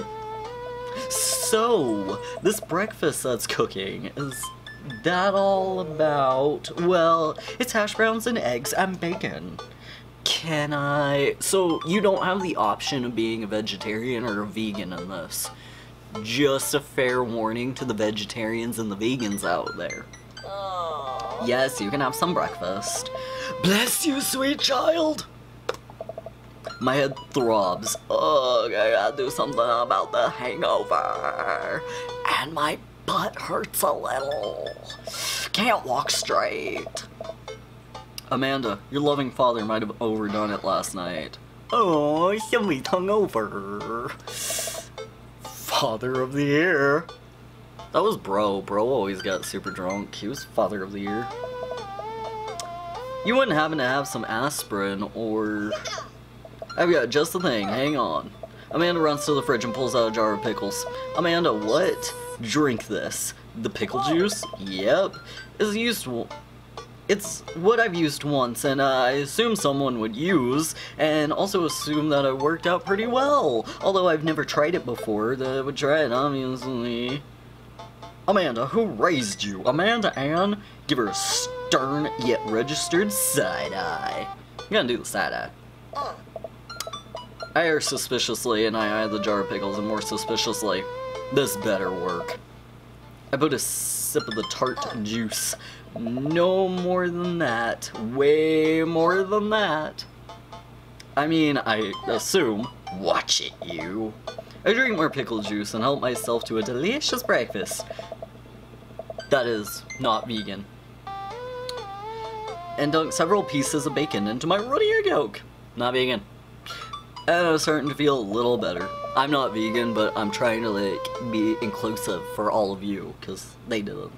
Amanda grabs her backpack and keys. Welp, I gotta go to class. Don't forget to meet Mr. Vega, okay?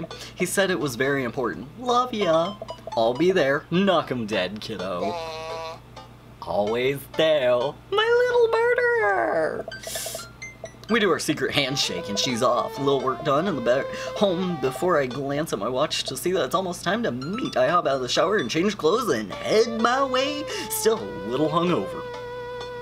Alright, so my battery is dying, so for you it's gonna take like 3 seconds, but I thought that I'd let you know that I'm gonna just like, while the battery is charging and whatnot, I'm gonna just be like, over these dads. Just, oh god, those daddies. Oh my god, and we still have to meet more daddies. I'm loving this game. So like, in a second, I'll be back. Guess who's back? Back again. Strider's back. Tell your friends. And obviously the sun came up. Because that battery took forever to charge. But while I was waiting for it to charge, I did a live stream, and I want to thank everyone who gave me all the dad puns in the world, all the dad jokes, while I waited for my battery to charge in the live stream. Thank you all so much. You make me so happy. And I want to tell you all right now, if you could, if you want to make me happy, right this moment, I want you to think of your best bad dad joke.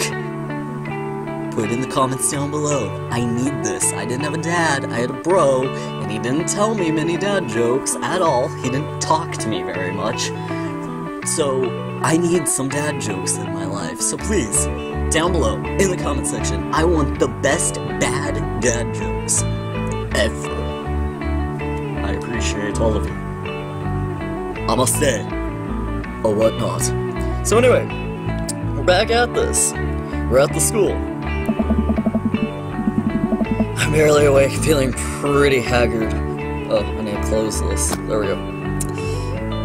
But hopefully, no one will notice. I check my watch, and I'm relieved to see that I'm only 2 minutes late. Wait, was that room 103 or 108? I spy a youth standing at his locker and approach him for help. Well, that I call him a youth. A youth! Oh, fellow youth! Hello! That's why I need to, like, call Egbert. Hello, fellow youth! Excuse me, do you know where Mr. Vega's class is? The youth turns around and looks at me up and down with heavy-lined eyes. He's fucking hot, too. Can we fuck him, too? Oh my god.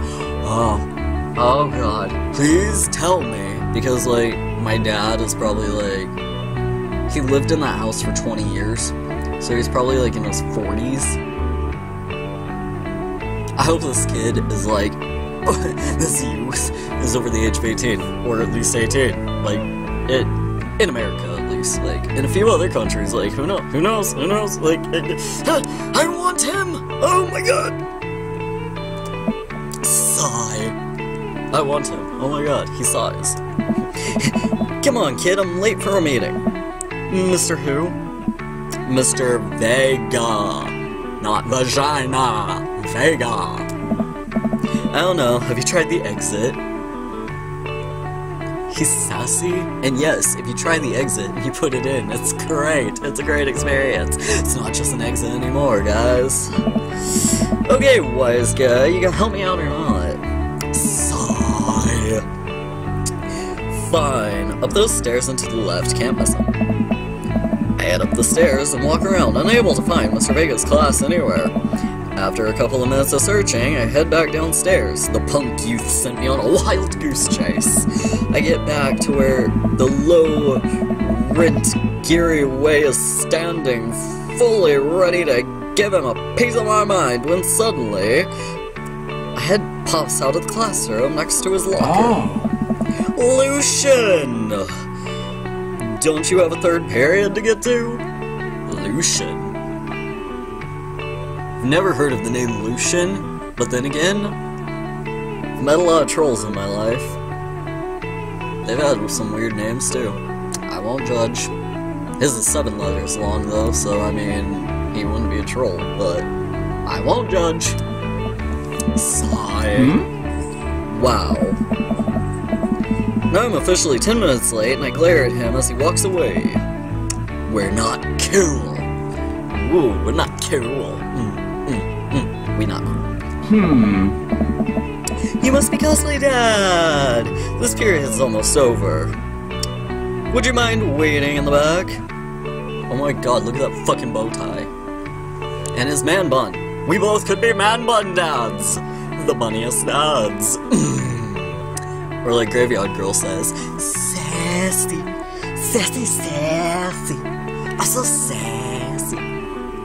Yes. His name is Hugo. Hugo Vega. Mr. Vega leads me in, and I take a seat on the comically small student's desk in the back. I might be stuck in this. I am rather buff. Oh. Alright, where were we? Now, who can tell me about the unreliability of the narrator? Blah blah blah blah blah blah blah blah blah blah blah. I really don't care about classroom stuff. This is not what I signed up for. That's not what I signed up for. I don't go to school. No. Don't go to school. Sweet Manchego.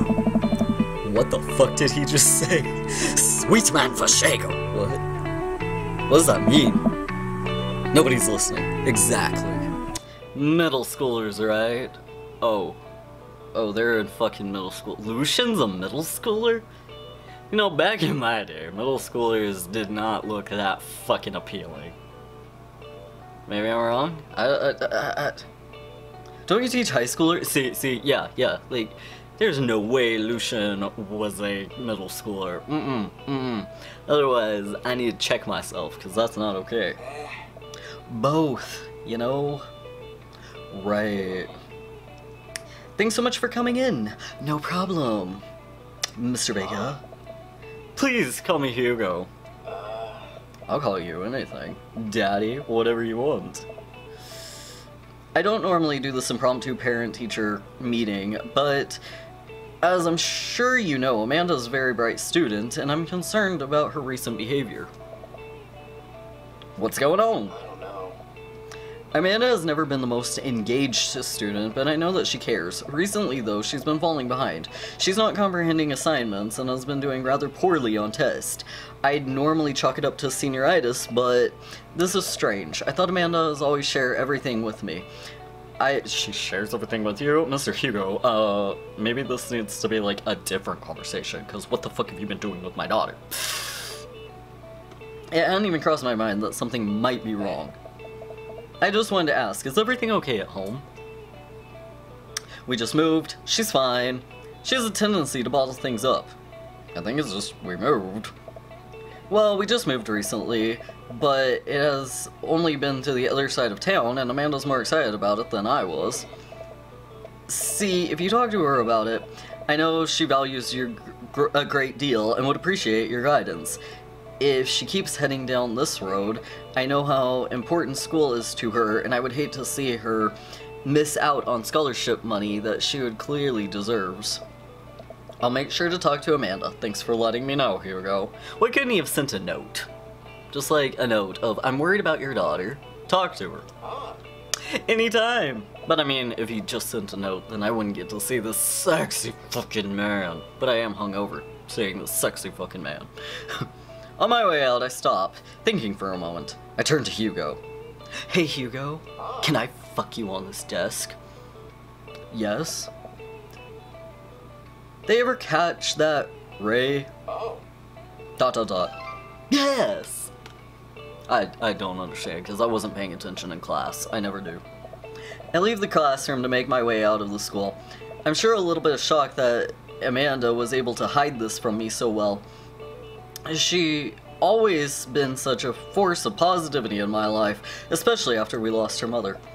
Amanda must have done the classes for the day by now.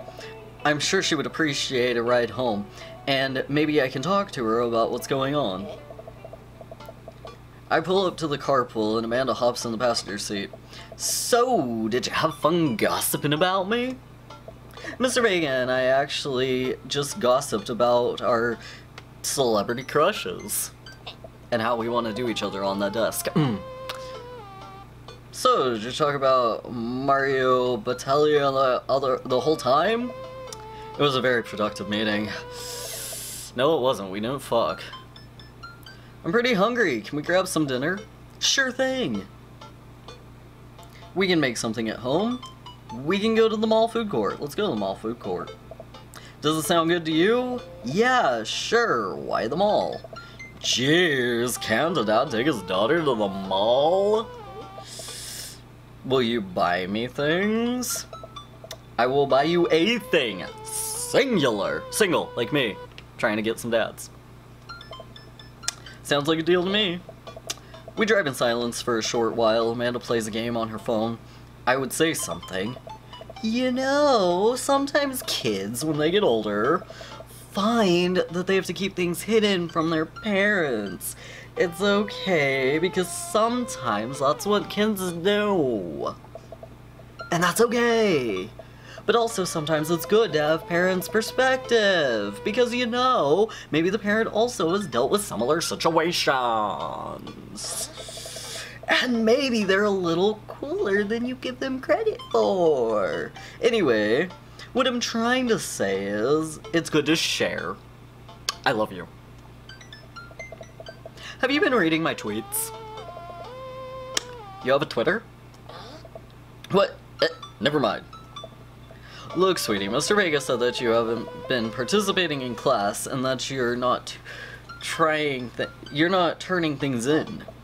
Oh, I'm fine, Pops. Senioritis and all that. I thought you liked Mr. Vega's class. It's fine, he's fine. We pull into a stoplight and I eye Amanda. She's still texting. Why would you text? Just, I want you to know that you can always talk to me about anything. Uh-huh.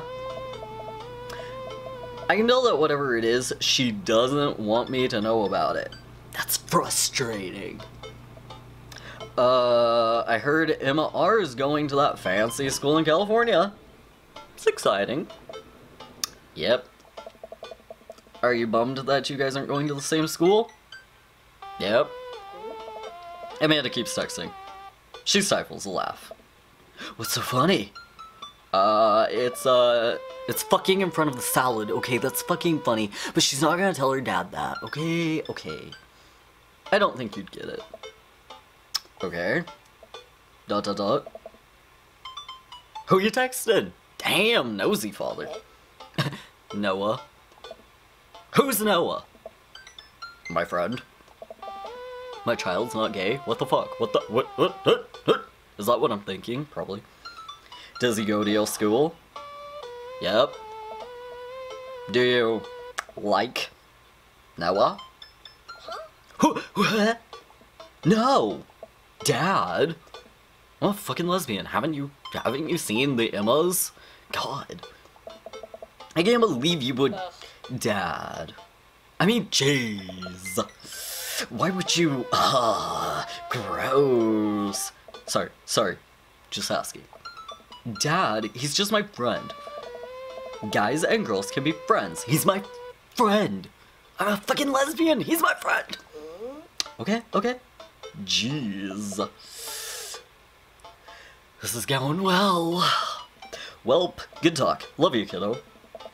She leans forward and turns on the radio. I guess this conversation is over. To the mall, then.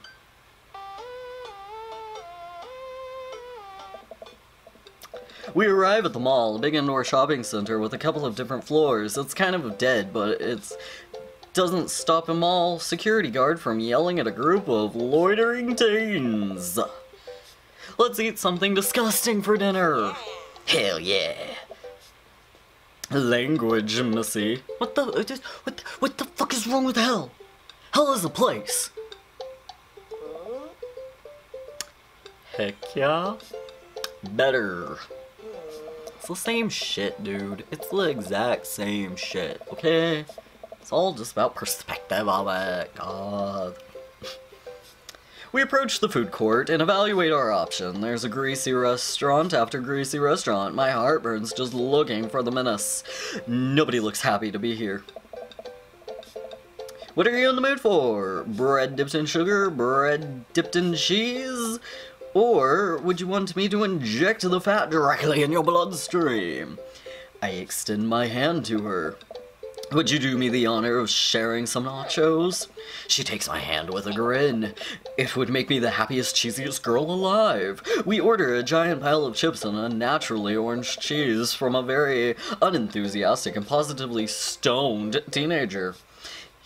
We take a seat at a rickety table and dig in. These are bad. These are very bad. But also strangely delicious. We have to eat through the pain. We enjoy the fluorescent, cheesy goodness together until we are out of nachos. So, something's been bothering me for a while. Can you explain memes to me? Sigh. Which meme? All the memes. Amanda sighs deeply and places her head in her hands. Dad, it's complicated. You see, memes are inside jokes shared with a bunch of people that gets less funny the more people do it. So, the problem is, by the time that memes get to you, Dad, all of us youths have already done the same joke to death. And what's worse is that movies and TV and video games all try to jump in on the meme train and just based on how long it takes to make them, the meme will be long dead by the time that it comes out. So it's just dated and isn't funny. Oh shit, what up? Dad, please. Anyway, changing the subject, where to now? Wanna go to the goth store? What? You know, the one that's black and tries to establish itself as an anti-establishment despite the fact that it's exactly representation of an establishment? I don't know what story you're talking about. You know, fucking Hot Topic? Oh, we can't say that. For copyright reasons. You know, the one where you buy chain wallets and it's basically the assault on the people who fought against the punk and hardcore movement of the 70s and 80s. Dude, you gotta be more specific. The one you threw up in that one time? Oh, that one. Amanda runs into the store with me. Trailing behind her, she makes her beeline to the back. There it is! You still can see the outline, kind of. I'm so proud. Speech! Amanda. Speech, speech, speech. Alright, I'll do it. You gotta stop chanting. Amanda stops immediately. I clear my throat. Thank you all for joining us here today to commemorate a historic moment that would forever shape history. One day, very day like today, about 5 years ago, our very own Amanda Ann Strider had too much blueberry raspberry slushy on an outing to the mall. After begging her father to take her to Dead Goth and Beyond to buy rainbow suspenders, she proceeded to throw up all over the display of My Chemical Romance merchandise. Is this why they broke up? I cry for days. Her loving father then paid for the merchandise, which was a day's remaining amount of possessions. Which, among our possessions. Thank you. You pukey merchandise. Delicious. Amanda is moved. She begins to clap slowly, and first and faster and more vigorously. Several other patrons turn their heads. One of them starts clapping. I got my head. Oh hey, chain wallets! While Amanda bustles herself looking at band t-shirts, I try to find something of interest for myself. Not much for a dad looking in Dead Goth and Beyond. Pursue the band t-shirts. Look at ironic mugs. Check the clearance bin. Ironic. I see the word ironic. Suddenly stricken by external pain. If there's only one #1 dad, then why are there so many mugs here? Don't say that. Because you need a lot of mugs, sir. This whole time I thought I was the only one. You are. You just never do dishes, so you have to have a lot of mugs. Happens. If I'm not the #1 dad, where do I place on the global dad ranking charts? I have work to do. Look, this isn't very important to me. I overhear a stifled argument over the cash register. An older gentleman is carrying a garment and showing it to a bored-looking cashier with pink hair. I see that. Don't know what to tell you. I just work here. Listen, when I bought this online, the website said the blouse was Victorian inspired. However, when I received it, it clearly held the trademark of Edwardian dressage. Edward Collins? I would bring it back too, dude. Do you want a coupon? If I gave you a coupon, would you leave? If I gave you a coupon, take the fucking coupon. Is there a manager present? People have to know what they're buying. I am the manager. I see. Well, it would seem that I've overstayed my welcome. Good day, shopkeep. Your superiors will receive a strongly worded letter by post. Whatever, dude. The man whirls around and storms out, his literal coattails trailing behind him. I can't tell if they're Victorian-inspired or Edwardian in nature. Amanda trots up to me with a t-shirt in her hand. Oh boy, here it comes. Hey, Dadtron 5000! Yes, I'll buy it for you. Wow, that easy? Thanks. At least it's only one this time. Amanda plops the t-shirt onto the counter and grins at the cashier. I love your hair. The cashier says nothing and rings Amanda up. radiating hatred. I hand her a 20. So, what was that guy's deal? The cashier rolls her eyes so hard I'm worried that she'll pull something. That's Damian. He's just here all the time. He's obsessed with Victorian fashion and whatever. She hands Amanda her bag and it's clear the conversation is over. We make our way out of the store and head home to get some rest. Amanda and I sit on the couch, trying to find something to watch over bowls of ice cream. Oh cool, Long Haul Paranormal Ice Road Ghost Trucking is on. It's your favorite, right?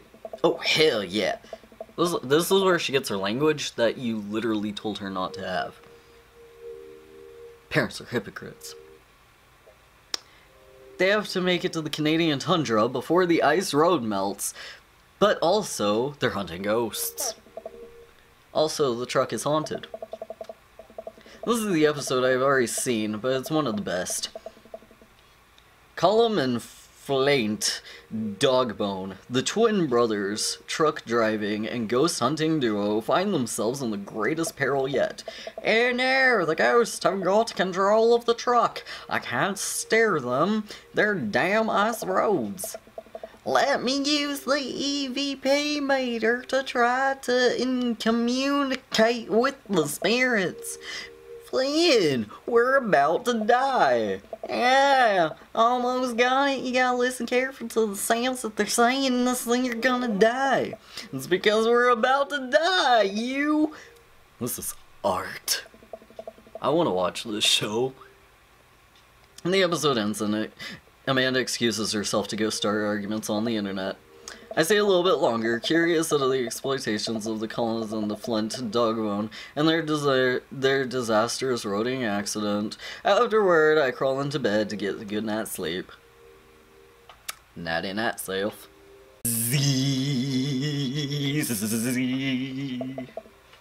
Morning, sleepyhead. 5 more minutes.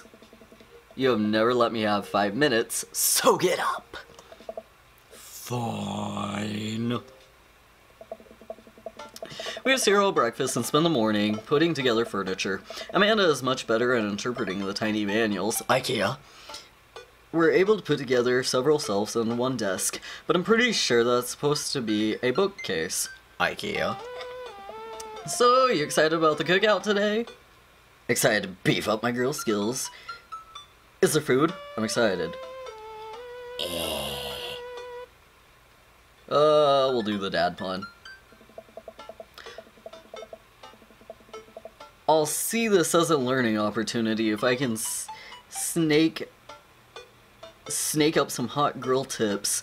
I think we can consider it a success. Don't you want to meet some of the people in the neighborhood?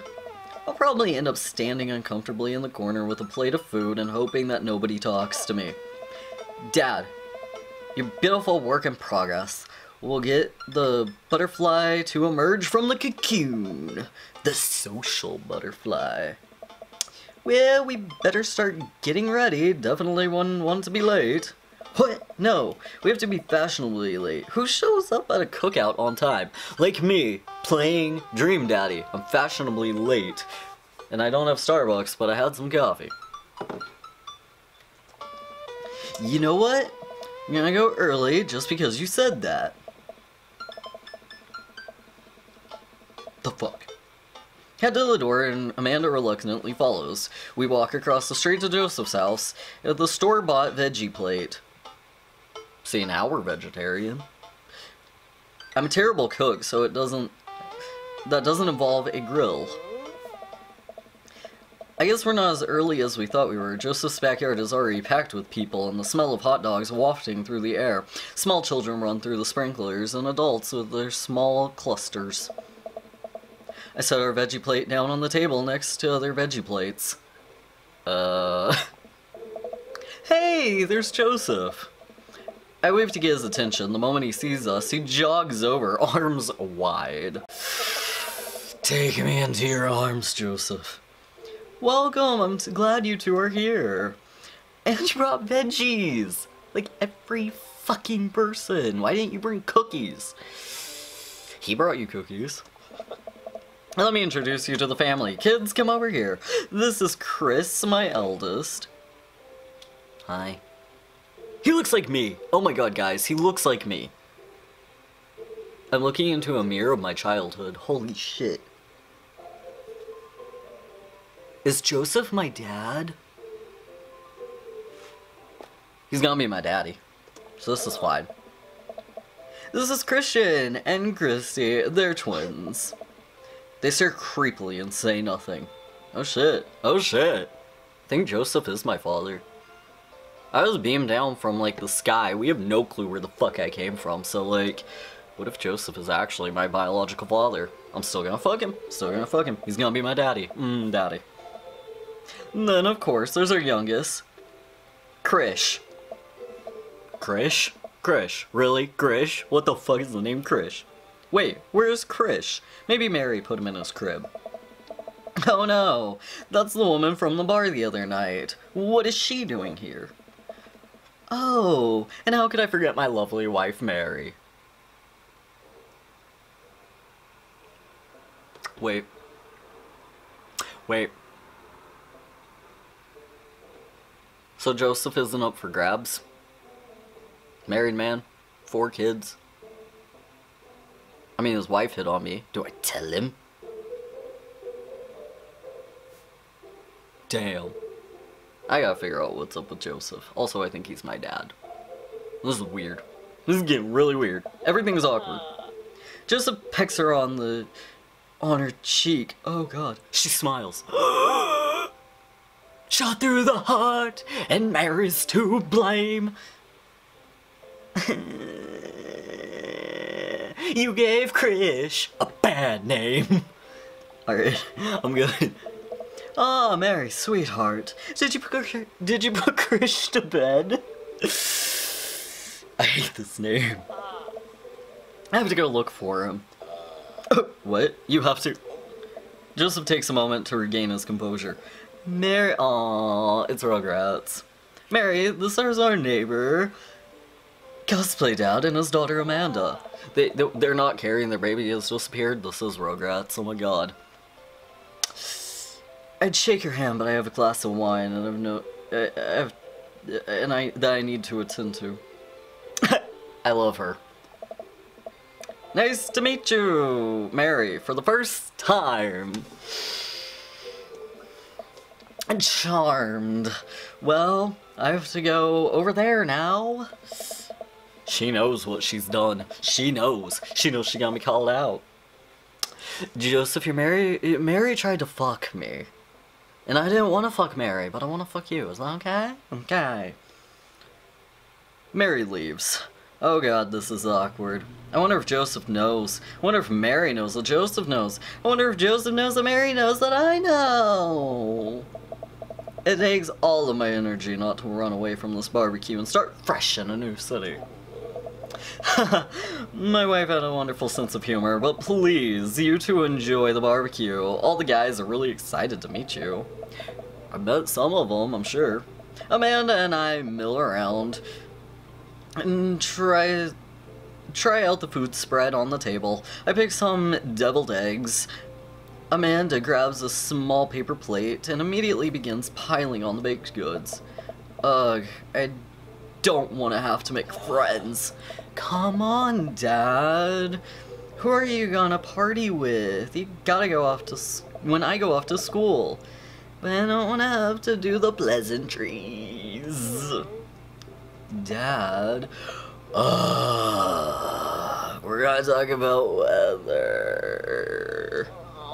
Go do it and make a friend. But how could I possibly abandon my child for the social function? That's bad parenting. This plate of cookies is my new dad. Bye. Amanda shoves me into the center of the yard. Well, here goes nothing. I look around the party, and I'm surprised to see some of the familiar faces. Isn't that the barista from the Coffee Spoon? Oh god, he's hot. Oh dang, Robert's here. Ooh, Robert. The times we had, Robert. Didn't that guy throw a frisbee at my head? He's a really hot bear, dude. Isn't that the guy who was throwing a fit in Dead Gotham Beyond? Isn't that Amanda's teacher? Oh, so hot. Hey! I know Craig. I fucked Robert and I fucked Craig. Well, wait a second. All those people live in our cul-de-sac? That can't be right. I'd better investigate. Talk to Robert and Brian. Talk to Matt and Hugo and Craig. Talk to Joseph and Damian. We'll just go one by one, how about that? I walk over to Robert and Brian, who are chatting over drinks. Determined not to be weird about what's happening that night. I hope Robert feels the same. Hey, guys. Cosplay Dad! How the heck are ya? Settled into the neighborhood alright? Oh, yeah, you betcha. Got the living room in order, at least. That's great to hear! You've been doing the living room work as well. Finally, got the 50 in there. The game looks great in high def. Oh boy. Cosplay Dad, have you met Robert yet? Well, funny story about that. Robert, have we met? I think we've been introduced rather well. Yes, I believe we've met briefly in my ass. ... Hey. Robert takes a long sip of whiskey. Robert robotically extends a hand and shakes it, staring unblinkingly in my eyes. Oh god, what does this mean? It means don't tell him we fucked, because I fucked him the other day, and he doesn't need to know that I've been fucking other people. How's it going? It's good. Robert focuses on the whiskey he's holding. He takes a long sip. Great! Look at my friends becoming friends. Us dads gotta stick together, you know? Us dads? Robert has a kid? Oh shit. Am I the parent? Oh god, he impregnated me. Oh my god. Oh, didn't know you had kids. Robert continues to stare at me. Jesus. Does this guy ever blink? Yep. ... Cool! That's cool! Am I the parent? Well, standing in considerably uncomfortable silence for several minutes until Daisy. We gotta get off this haunted truck. Oh no, the ghost locked the doors. Daisy and Amanda run up to us. Thank God. Quick, hit the emergency brakes, escape button. But the truck's on the emergency brake, escape button. Oh my god, then I got hit the brakes. Children. Anyways, they from the ghost. Time to survive. Oh my god.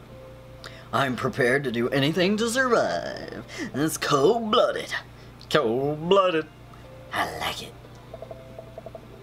Are they gonna become a couple? Am I not allowed to... Am I not allowed... Huh? She looked... wait. She's a really young kid, and Amanda's not. So, okay. They can't become a couple. Nope. Okay. Wait a second. Are you guys playing Long Haul Ice Road Paranormal Ghost Truckers? Yeah! Amanda and I love that show. That's the best, especially the episode of the colonizing in the Flint Keys and Flint's relentless of breaking ancient curse on the alright, they found a couple of bugs and we're gonna have to... Oh god, they're gonna eat the bugs? I did that as a baby. Cause bro never fucking fed me. Happens. But there's a whole table of food over there. Daisy, it's a game. We're playing pretend. It's what kids do. We're youths, remember? Live a little. Amanda gives Daisy a handful of gummy worms, and then as a snack on the table, they eat them with mock disgust. Let's go kindle a fire. Okay. But not actual fire. Because we're playing pretend, now you're getting it. Daisy and Amanda run off. What a cute couple of kids. I turn my attention back to the conversation, but wait, where'd Robert go? To jerk off, probably. I see him in the party and finally find him in the corner, talking to Mary. Does he not want to talk? Man, I've never seen her get along with anybody so quickly. I snap out of it.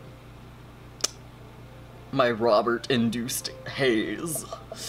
I guess Amanda's kind of got her way with kids. That's kind of interesting. Daisy doesn't really get along with kids. That nice that he's not trying to one-up me this time.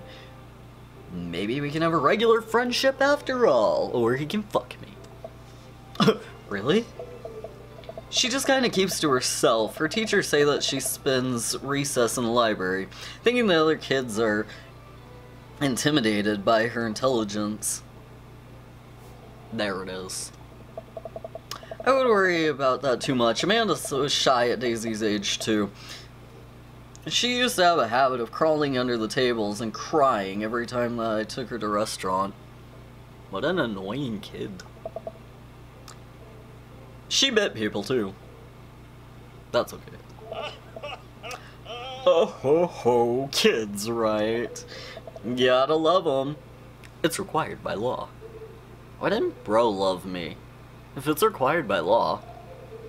Lawbreaker. Well, since we got along so well, maybe you should try putting together a little play date for them. Yeah, that'd be nice. Well, I don't want to take up too much of your time. Go meet some of the other fellas. Talk to Matt, Hugo, and Craig. Another awkward situation of where we fucked, maybe? Matt and Hugo seem to be embroiled in an interesting discussion. Craig looks on, smiling politely. I walk over to say hello. Craig's just like, yeah, nothing else to say if we're not gonna do some keg stands. Well, I don't think that's fair to say that the compare two art movements like that. Period in art only exists because of the unique, only product of the social and political climate. Oh my god. Matt and Hugo seem to be very busy talking about that they don't notice. Craig leans in. Dude, I have no idea what's happening. Talk to Craig. Listen to Matt and Hugo. Talk to Craig. I turn my attention to Craig, who seems a little more attentive to my existence. How'd resistance training go the other day? Great, Little River here is great cheerleader, aren't you, little bro? Craig grabs River's arms and waves them around.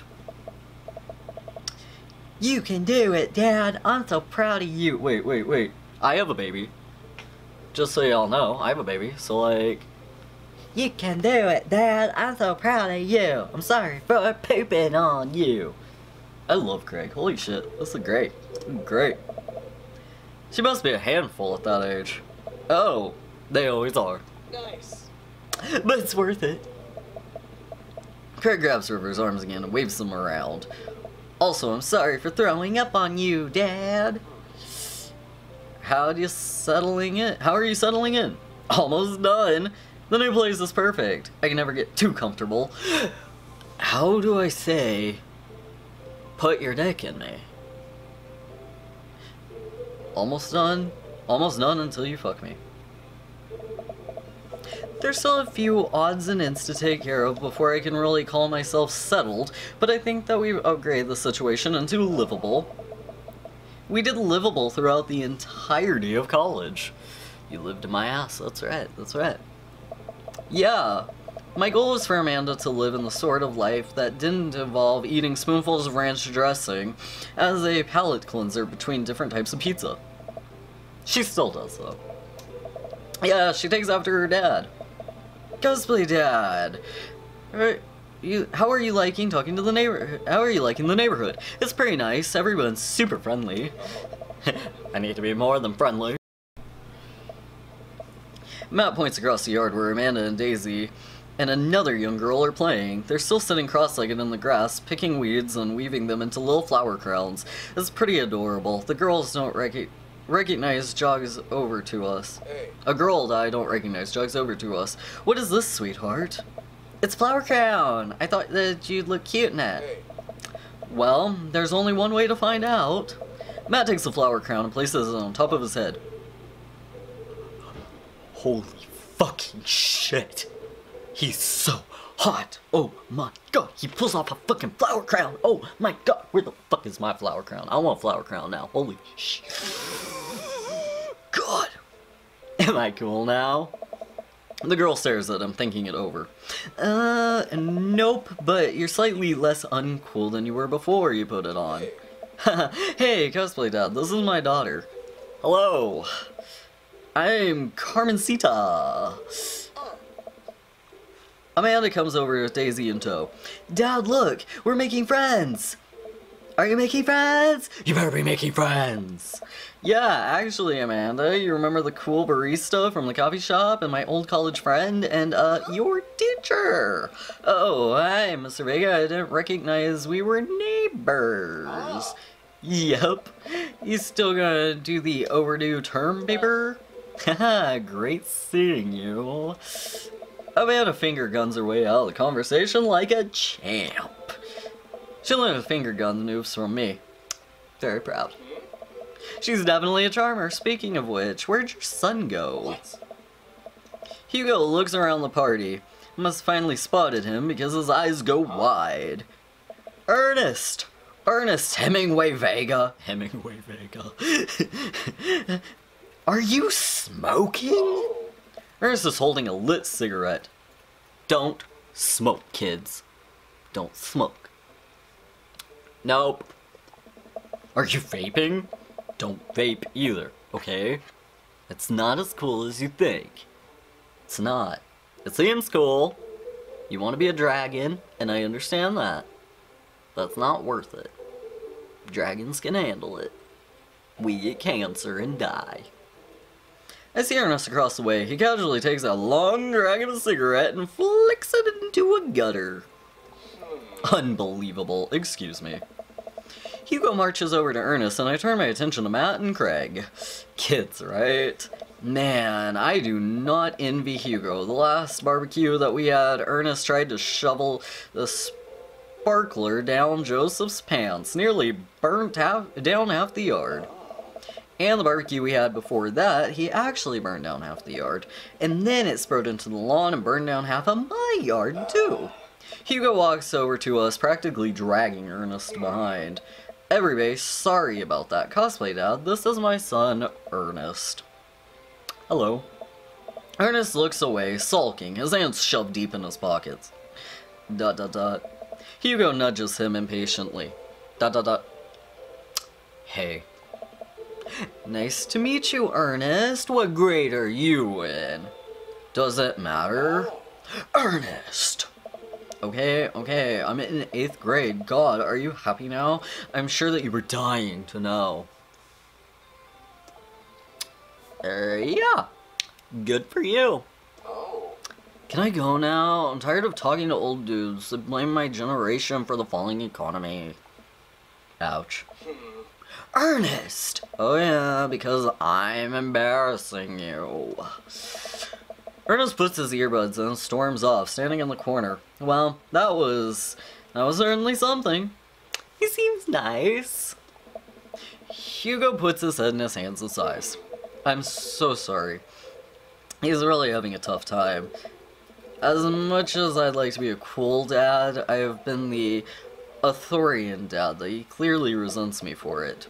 I mean, I think as a dad and a teacher, that was about as authoritarian as you can get. Honestly, are any of us cool dads? Is it possible to be a cool dad? What?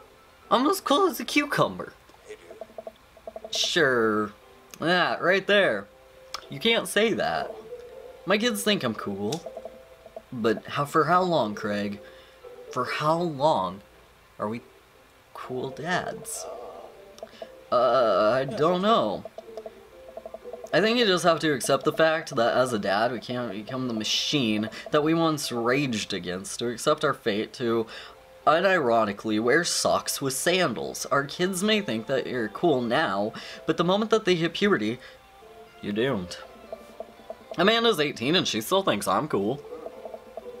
I yell across the yard to my daughter. Amanda! Am I a cool dad? I'm a cool dad, right? Amanda just laughs. She keeps laughing. What a bitch I've raised. I see your point.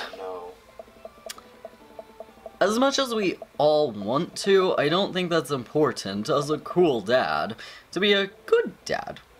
We can't be the best friends with our kids, it just doesn't work. I mean, look at me in Earnest. Our job as a parent is to make sure that our kids turn out okay. Yeah, you're right, but it'd be nice to have it both ways. I'd like to have things both ways, or 3 ways, come on guys. Or all 4 ways. Look at all of us. Look at all of us. You, me, you, me, you, me.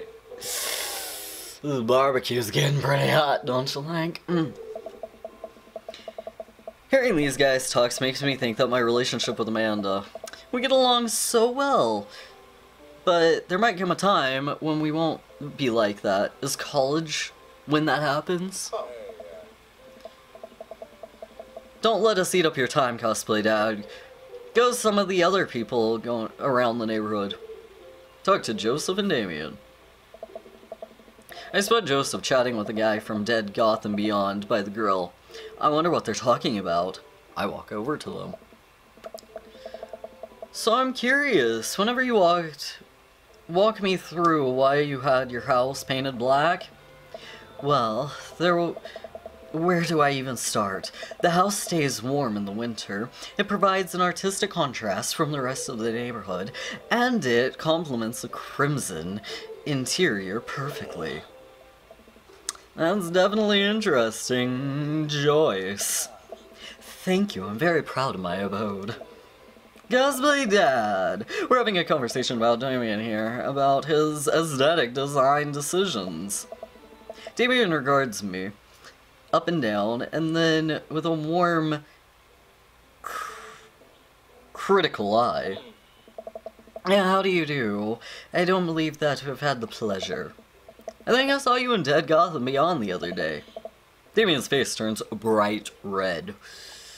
I must apologize for my behavior the other day. You see, I take the goth lifestyle very seriously, and I was caught in a ruse for such a corporation as Dead Goth and Beyond to be profoundly frustrating indeed. I hope that you know that while my anger has been justified, it was no such way to be a gentleman to act. That's okay, man. Do tell me about yourself. Are you new to the area? Yes, my daughter and I just moved in the other day. She was the one who I took to Dead Goth and Beyond. Very good taste on her part. Does she partake in the goth lifestyle? I think for a second, look over at Amanda, who's hanging out with some of the other kids in the neighborhood. Hey Amanda, do you consider yourself a goth? Amanda yells back. I wouldn't necessarily say I fall under any other spectrum label, but I guess if I had to choose from one, I'd describe myself as a twee hipster and the other neuromatical leniencies. Bats are cool though. Ah, pity. Are you enjoying the party so far? Oh, definitely. Thanks so much for putting this on. It was nice to be in the cul-de-sac where everyone is so friendly and welcoming, and we all need to fuck. How many times can I put that out there? Amanda walks into the conversation. I also like The Lost Boys a lot. Really good movie. Does that count as goth? That would indeed, my dear. I do believe that we've had the pleasure of meeting. Damian Bloodmarch at your service. Damian flashes this sentence with a flourish and a bow, proceeding a single rose and offering it to Amanda. He's hitting on my child! Amanda blushes and returns the gesture with a curtsy. My, you do know how to treat a lady. Hello, Amanda. Seemingly out of nowhere, Joseph's twin kids appear. Are they, speaking unison? Hey! Won't you come play with us? Come play with us. Forever. Guys, enough of the creepy twin shtick. We've talked about this. Christian and Kirsty walk back away. Where do you think you got this from? Mary pops into the conversation, wine in hand. I, don't know. Mary takes a long sip of wine. I think it might be trapped under the VeggieTales VHS tapes or The Shining. Who knows? She takes another sip of her wine. Where's Krish? He wasn't with you? You had him a moment ago. He's probably stuffing dirt into his mouth. He'll be alright. Toddlers are pretty resilient. Mary tips her glass to me. Ain't my first time to the rodeo. That's my fourth. Give it a rest, buddy. I'll squeeze my fourth little sweetheart. Would you do me a favor and please find Krish? That would be great. I'm sure he's fine. Mary. Okay, jeez. Mary finishes her wine and wanders off. He wants to be alone with me. Dad, can we go now? Ah, Lucian! Have I introduced you to Cosplay Dad yet? Hey, it's that punk from Amanda's school. I remember you. Whatever. That's no way, young man, to speak to the eldest. Be polite. Lucian bows. Whatever. Sir. Lucian bows again. Mr. Christian, may I have a veggie burger, sir?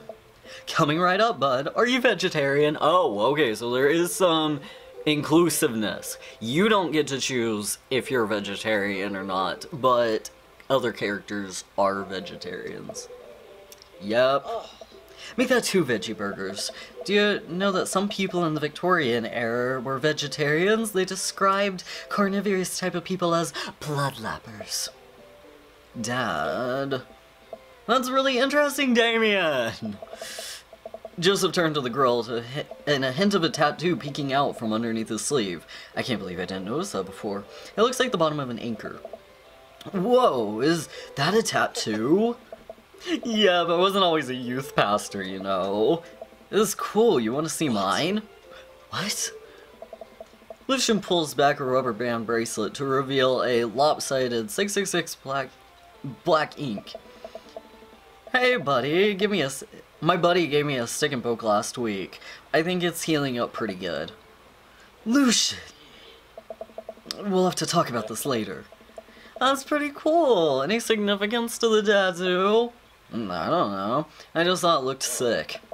Well, in my opinion, the only reason you need to get a tattoo is because you want one. Careful though, that number carries a lot of weight. Man, Joseph is a cooler youth pastor than I thought. Figured youth pastors pop out of the womb with a Bible. I figured that he did before. I wonder what he did before preaching. He was in the fucking Navy. He's fucking gay. Okay? Okay. It's a stereotype. We're going with it. Alright? Alright.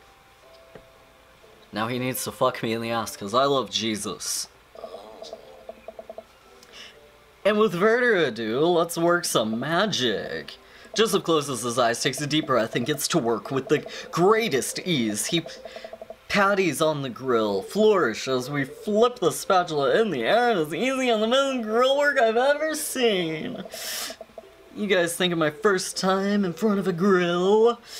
He works faster now, effortlessly tossing the cheese onto the patties and perfectly grilling onions to the side, one after another. The dads take notice and crowd around Joseph to admire his masterful techniques. You probably didn't know this, Cosplay Dad, but Joseph around here is a grill master. He's ungrill-leavable. I've tried to get on his level, but I simply can't catch up. Less studying. He's a rare quality about him. Mustard, we keep talking about this. Can't we appreciate the artist? I've never seen him make a mistake. Okay, we need to stop or this is getting too cheesy. Please stop. All of the children at the party boo, gloriously displaying the puns in unison. Alright guys, the food is ready. Please make an orderly barbecue. Amanda groans and then grabs her food to hang out, enjoying perfectly cooked cheeseburgers. Man, this is wild. All of his dads here in the same cul-de-sac. Kind of nice, isn't it? It feels like there's a real community here. Totally helps that you're just a single dad trying to raise a kid. We're happy to have you here, man. Think you're gonna like this neighborhood a lot. Plus, Amanda seems to be getting along with the kids. If she's decided to get a babysitting game, she'll be really a killer. Hey, why don't you add us to Dad Book? Dad Book? Yeah, it's a great social network where dads keep in touch with each other. They're all on it. If you ever need to reach out to anyone, it's the simplest way to do it. Sorry, I'm just old-fashioned. Dad's social media goes over my head sometimes. Don't worry, Puffs, I'll help you figure it out. The rest of the barbecue goes smoothly, and we all trade stories and drink beer. And the kids play in the lawn, and Amanda breaks up fights between the Carmencita and those weird kids. I think they wanted her soul. Amanda and I walk back to our place, and the sun sets over the neighborhood. Pretty fun party, don't you think? I mean, I got a burger in me. I feel like it was a networking event. I wish I could have played Paranormal Ice Road. Oh, I should have played with Amanda. You and Daisy seemed like you were having way better time than I was. Because we were. Well, hey, at least you met other cool dads. You should hit them up on Dad Book. Maybe I will, if I ever figure out how social networking works. ... I have a good feeling about this place. Me too, Dad. Amanda and I arrive home, and remaining of our veggie plate. It seems like nobody wanted the cauliflower. Because nobody fucking wants cauliflower, dude. Any big plans for the evening? Actually, yeah, I'm gonna go out with friends. Oh! Is that okay? Of course. Just keep me posted and get home before midnight. She's fucking 18, dude. She'll be okay. You got it. And be careful. I will. And make good choices. Of course. And call me if you need anything. Dad, you are not going to be doing the thing where you wait silently for me to come home from in the living room with all the lights off, are you? What? No! I've never done that. And I never will do that. Okay. Do you have any plans? My plans were kind of to eat ice cream and watch TV with Amanda, but I'll find something to do. I'm gonna work on some stuff. See how long I can sleep for. Throw a party. I'm gonna throw a party. I need these dads. I need a real orgy. A real rager. All the other dads in the neighborhood are invited. I'll see if I can get you a spot on the list, but honestly it's looking tight. You may have to wait in line. I know the guy at the door. I'll get in, no problem. I'm just relaxing tonight. Have fun, okay? Great, see you later. I watch Amanda drive off into the night. I really do hope that she has fun. I plop down in front of the TV and turn on Wine and Dine, Mastermind, and celebrity chef Gavin Capman. Looks like Gavin's making a roasted rack of lamb with rosemary and mashed potatoes. I love to be able to cook like that, although I think that I was actually good at cooking. I'd use my own powers for evil, like to make baked Alaska all day instead of any other food. Real nutrition. Man, Gavin Campman just caught that thing with the fire, but it means to do it. What a professional. I lost track of time and I blazed through the several episodes of Wine and Dine Mastermind, and also an episode of some cooking show called Meat Hell. I'm not even sure what that one was about. It has a lot of yelling. I glance at my watch. Man, it's almost midnight. I should check in with Amanda and text her. Hey kiddo, you good? I wander into the kitchen and wait for a reply from Amanda's phone is always on her hand, so I'm not sure why she isn't responding, unless she's driving home now, in which case she doesn't have to respond soon, because I definitely taught her better than to text and drive. Yes, don't text and drive, kids, okay? I reach into the freezer and grab an ice cream sandwich. I'm a little late for this, but I think I earned it for a long day of socializing. I check my watch again, and then my phone. What? Phones have clocks, dude. Nothing yet. Okay, I see now. I'm worried. Do I call her? Do I call the cops? No. It's too soon for that. I'll send a gentle reminder text. What's up? Half an hour passes. Now I'm really worried. The episode of Gavin Captain's Meet Hell is not only just assuming... Assugulating my anxiety, but possibly exturbating it with all the yelling. So I keep pacing around the house, waiting for her to come back. Why didn't I find out where she was going? Who she was even with? Why do I not know her friends' phone numbers? Why didn't I even know any of her friends' full names? Who is Emma P? I decided to send her another text. Amanda, please text me and let me know you're okay. I can't help but think of all the awful things that could have happened to her. Oh, thank God, it's her. Amanda opens the door and shuffles in. Finally, she's back home. I'm glad she's okay. What's up? Sweetie, thank God you're safe. Yep. But now I know that she's okay, I'm really mad. Why didn't you answer my text? Amanda pulls her phone out of her pocket. Oh, whoops, I guess I didn't see those. She starts walking to her room. Amanda Ann. Whoa, we're putting out the middle name now. I hate whenever my bro used my middle name. David Elizabeth Strider. It always made me fear for my life. Amanda, you came home an hour and a half after curfew, and you didn't respond. She's 18, she doesn't have a curfew. And you didn't respond to any of my texts. You really freaked me out, and I was about to call the cops. Dad, you're seriously overreacting. You gotta be like this whenever I'm at school, are you? I don't like your attitude. I have the right to be concerned. I was scared. You weren't responding, and I was just, when your mom, I have to stop myself from tearing up. Oh, Dad, I didn't mean to. Oh, so she must have, like, died in a car wreck or something. Oh, God, okay, this got really dark.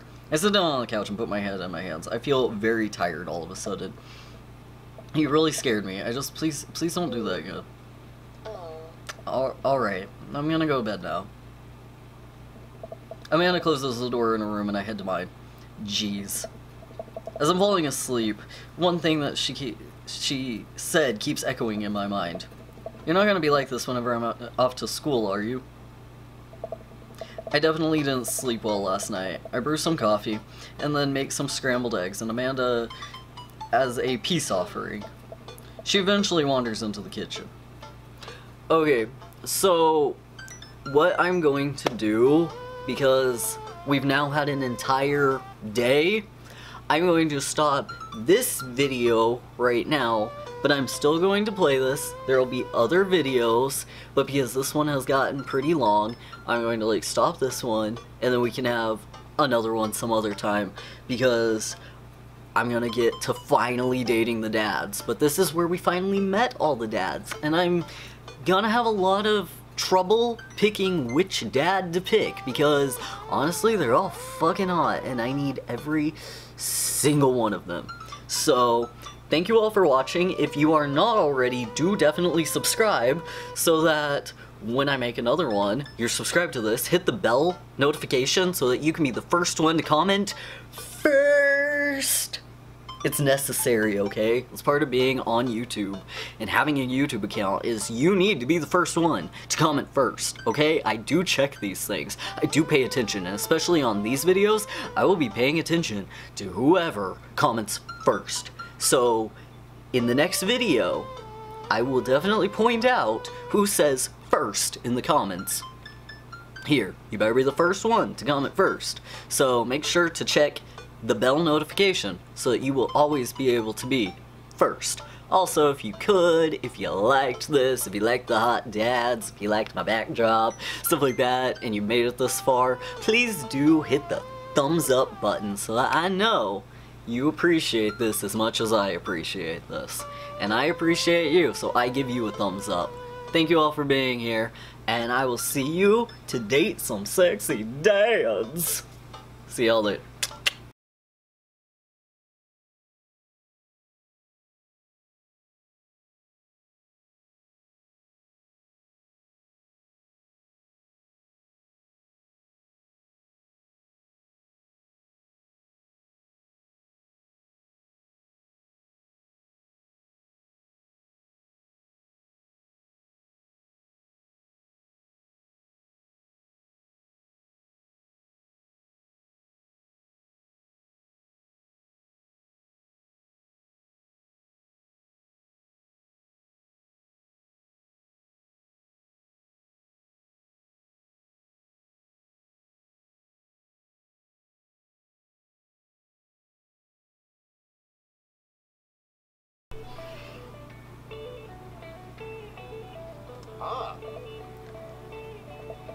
Mr. Vega turns to me and sighs.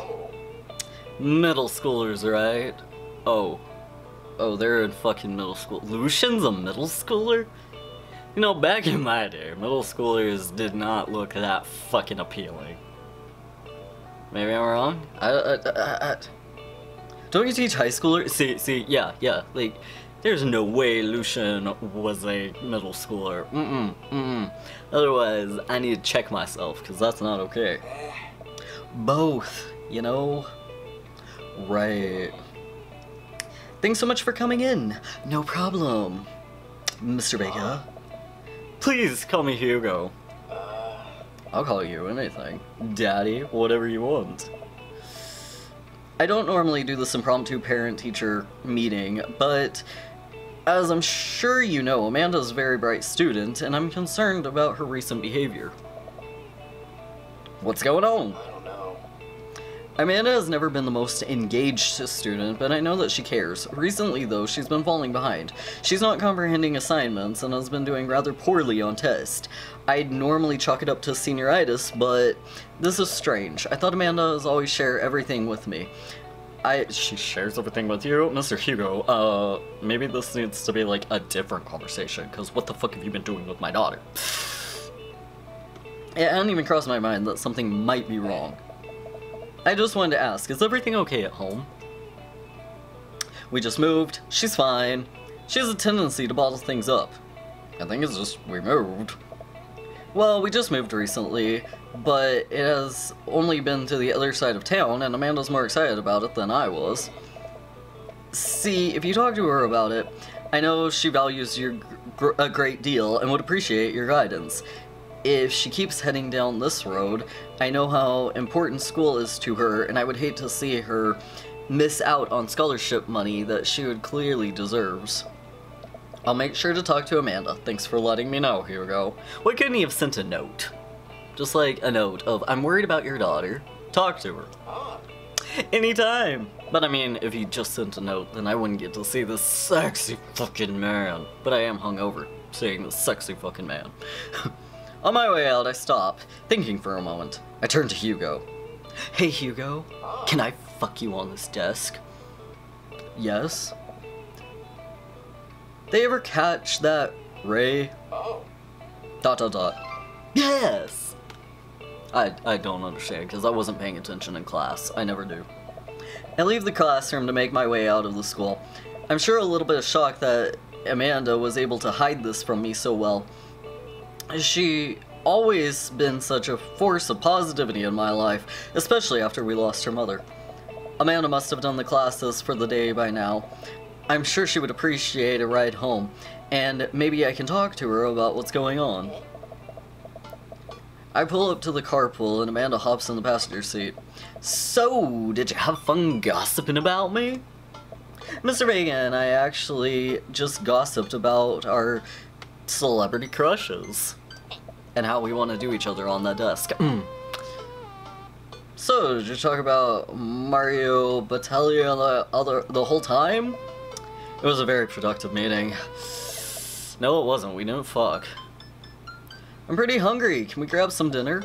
Sure thing. We can make something at home. We can go to the mall food court. Let's go to the mall food court. Does it sound good to you? Yeah, sure. Why the mall? Jeez, can Dad take his daughter to the mall? Will you buy me things? I will buy you a thing. Singular. Single, like me. Trying to get some dads. Sounds like a deal to me. We drive in silence for a short while. Amanda plays a game on her phone. I would say something. You know, sometimes kids, when they get older, find that they have to keep things hidden from their parents. It's okay, because sometimes that's what kids do. And that's okay.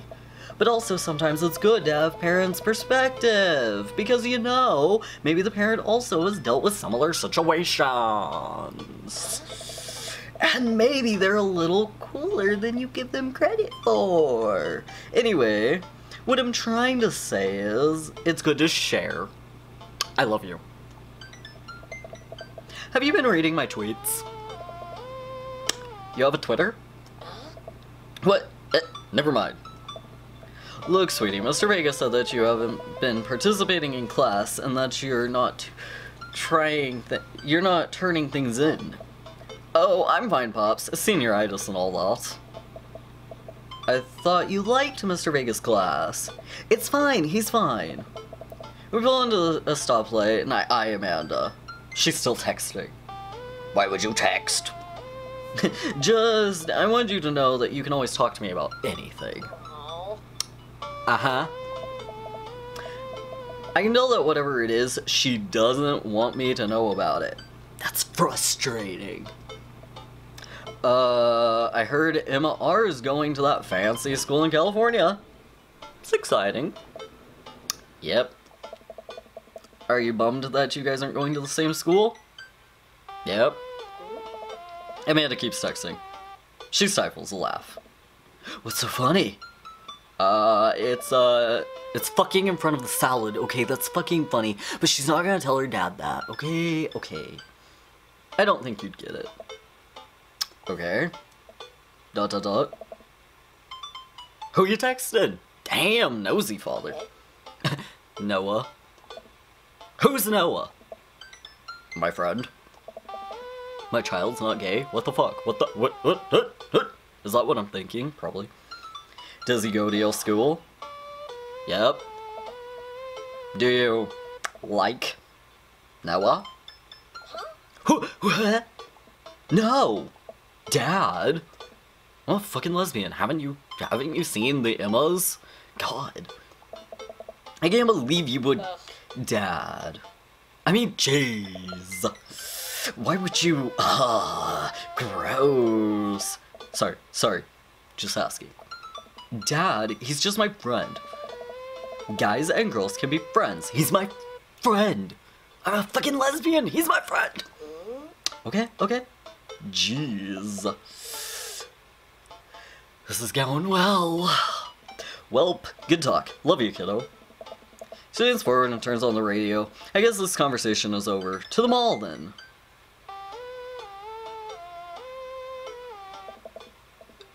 We arrive at the mall, a big indoor shopping center with a couple of different floors. It's kind of dead, but it doesn't stop a mall security guard from yelling at a group of loitering teens.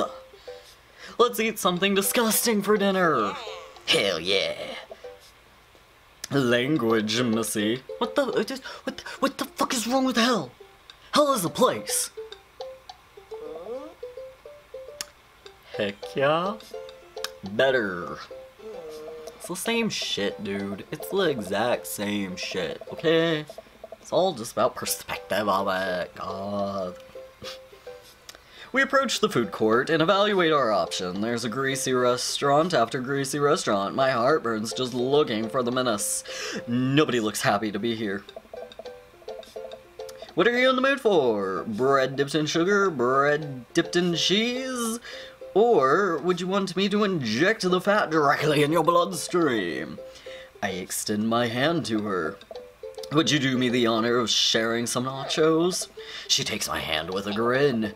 It would make me the happiest, cheesiest girl alive. We order a giant pile of chips and a naturally orange cheese from a very unenthusiastic and positively stoned teenager.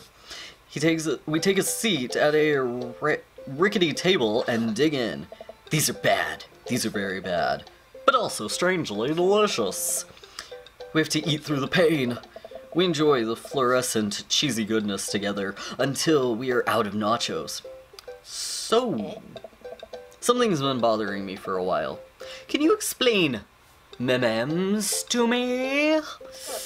Sigh. Which meme? All the memes. Amanda sighs deeply and places her head in her hands.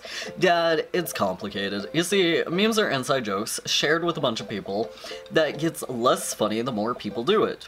So, the problem is, by the time that memes get to you, Dad, all of us youths have already done the same joke to death! And what's worse is that movies and TV and video games all try to jump in on the meme train and just based on how long it takes to make them, the meme will be long dead by the time that it comes out. So it's just dated and isn't funny. Oh shit, what up? Dad, please. Anyway, changing the subject, where to now? Wanna go to the goth store? What? You know, the one that's black and tries to establish itself as an anti-establishment despite the fact that it's exactly representation of an establishment? I don't know what store you're talking about. You know, fucking Hot Topic? Oh, we can't say that. For copyright reasons. You know, the one where you buy chain wallets, and it's basically the assault on the people who fought against the punk and hardcore movement of the 70s and 80s? Dude, you gotta be more specific. The one you threw up in that one time? Oh, that one! Amanda runs into the store with me. Trailing behind her, she makes her beeline to the back. There it is! You still can see the outline, kind of. I'm so proud. Speech! Amanda. Speech. Speech. Speech. Alright, I'll do it. You gotta stop chanting. Amanda stops immediately. I clear my throat. Thank you all for joining us here today to commemorate a historic moment that would forever shape history. One day, very day like today, about 5 years ago, our very own Amanda Ann Strider had too much blueberry raspberry slushy on an outing to the mall. After begging her father to take her to Dead Goth and Beyond to buy rainbow suspenders, she proceeded to throw up all over the display of My Chemical Romance merchandise. Is this why they broke up? I cry for days.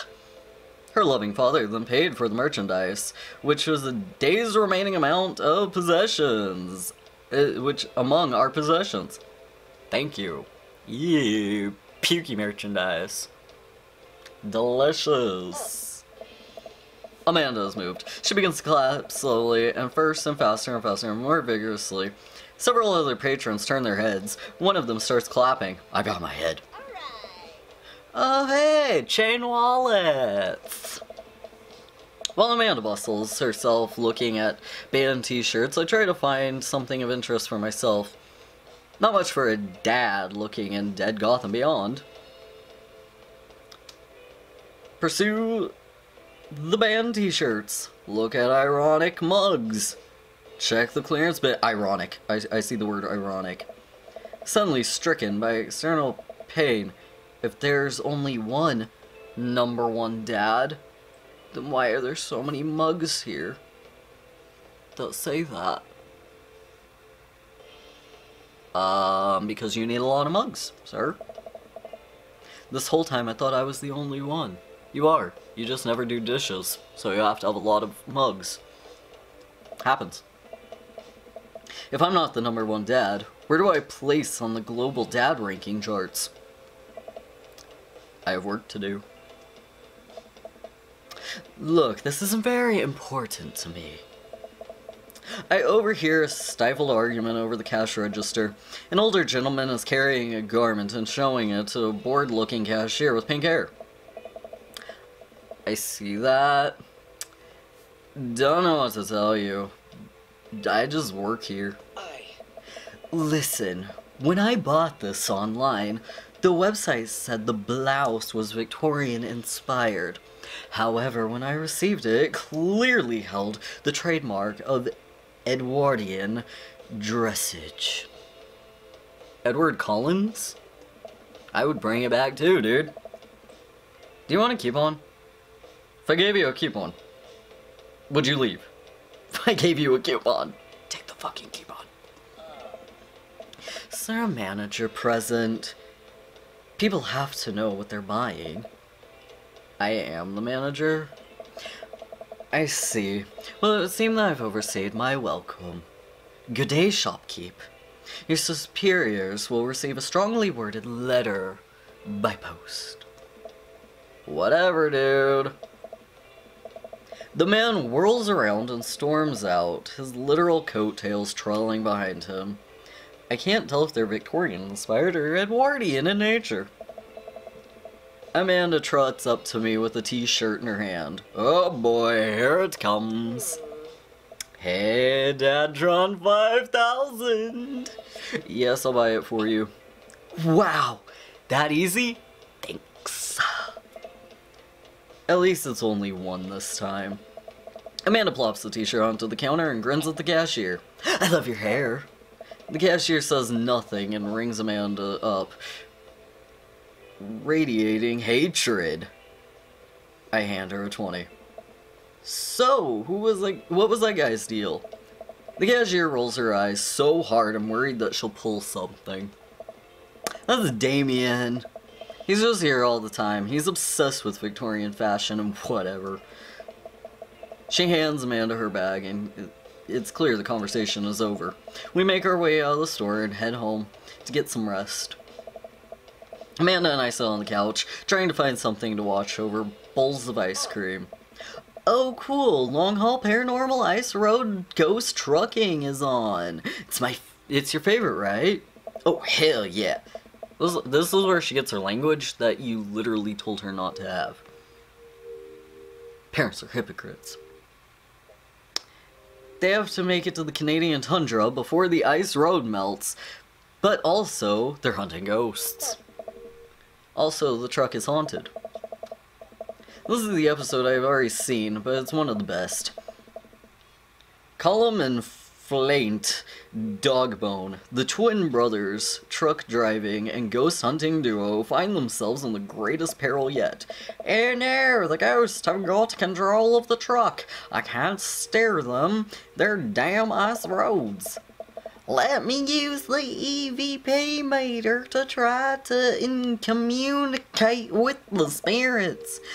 Flynn, we're about to die. Yeah, almost got it. You gotta listen careful to the sounds that they're saying in this thing, you're gonna die. It's because we're about to die, you. This is art. I want to watch this show.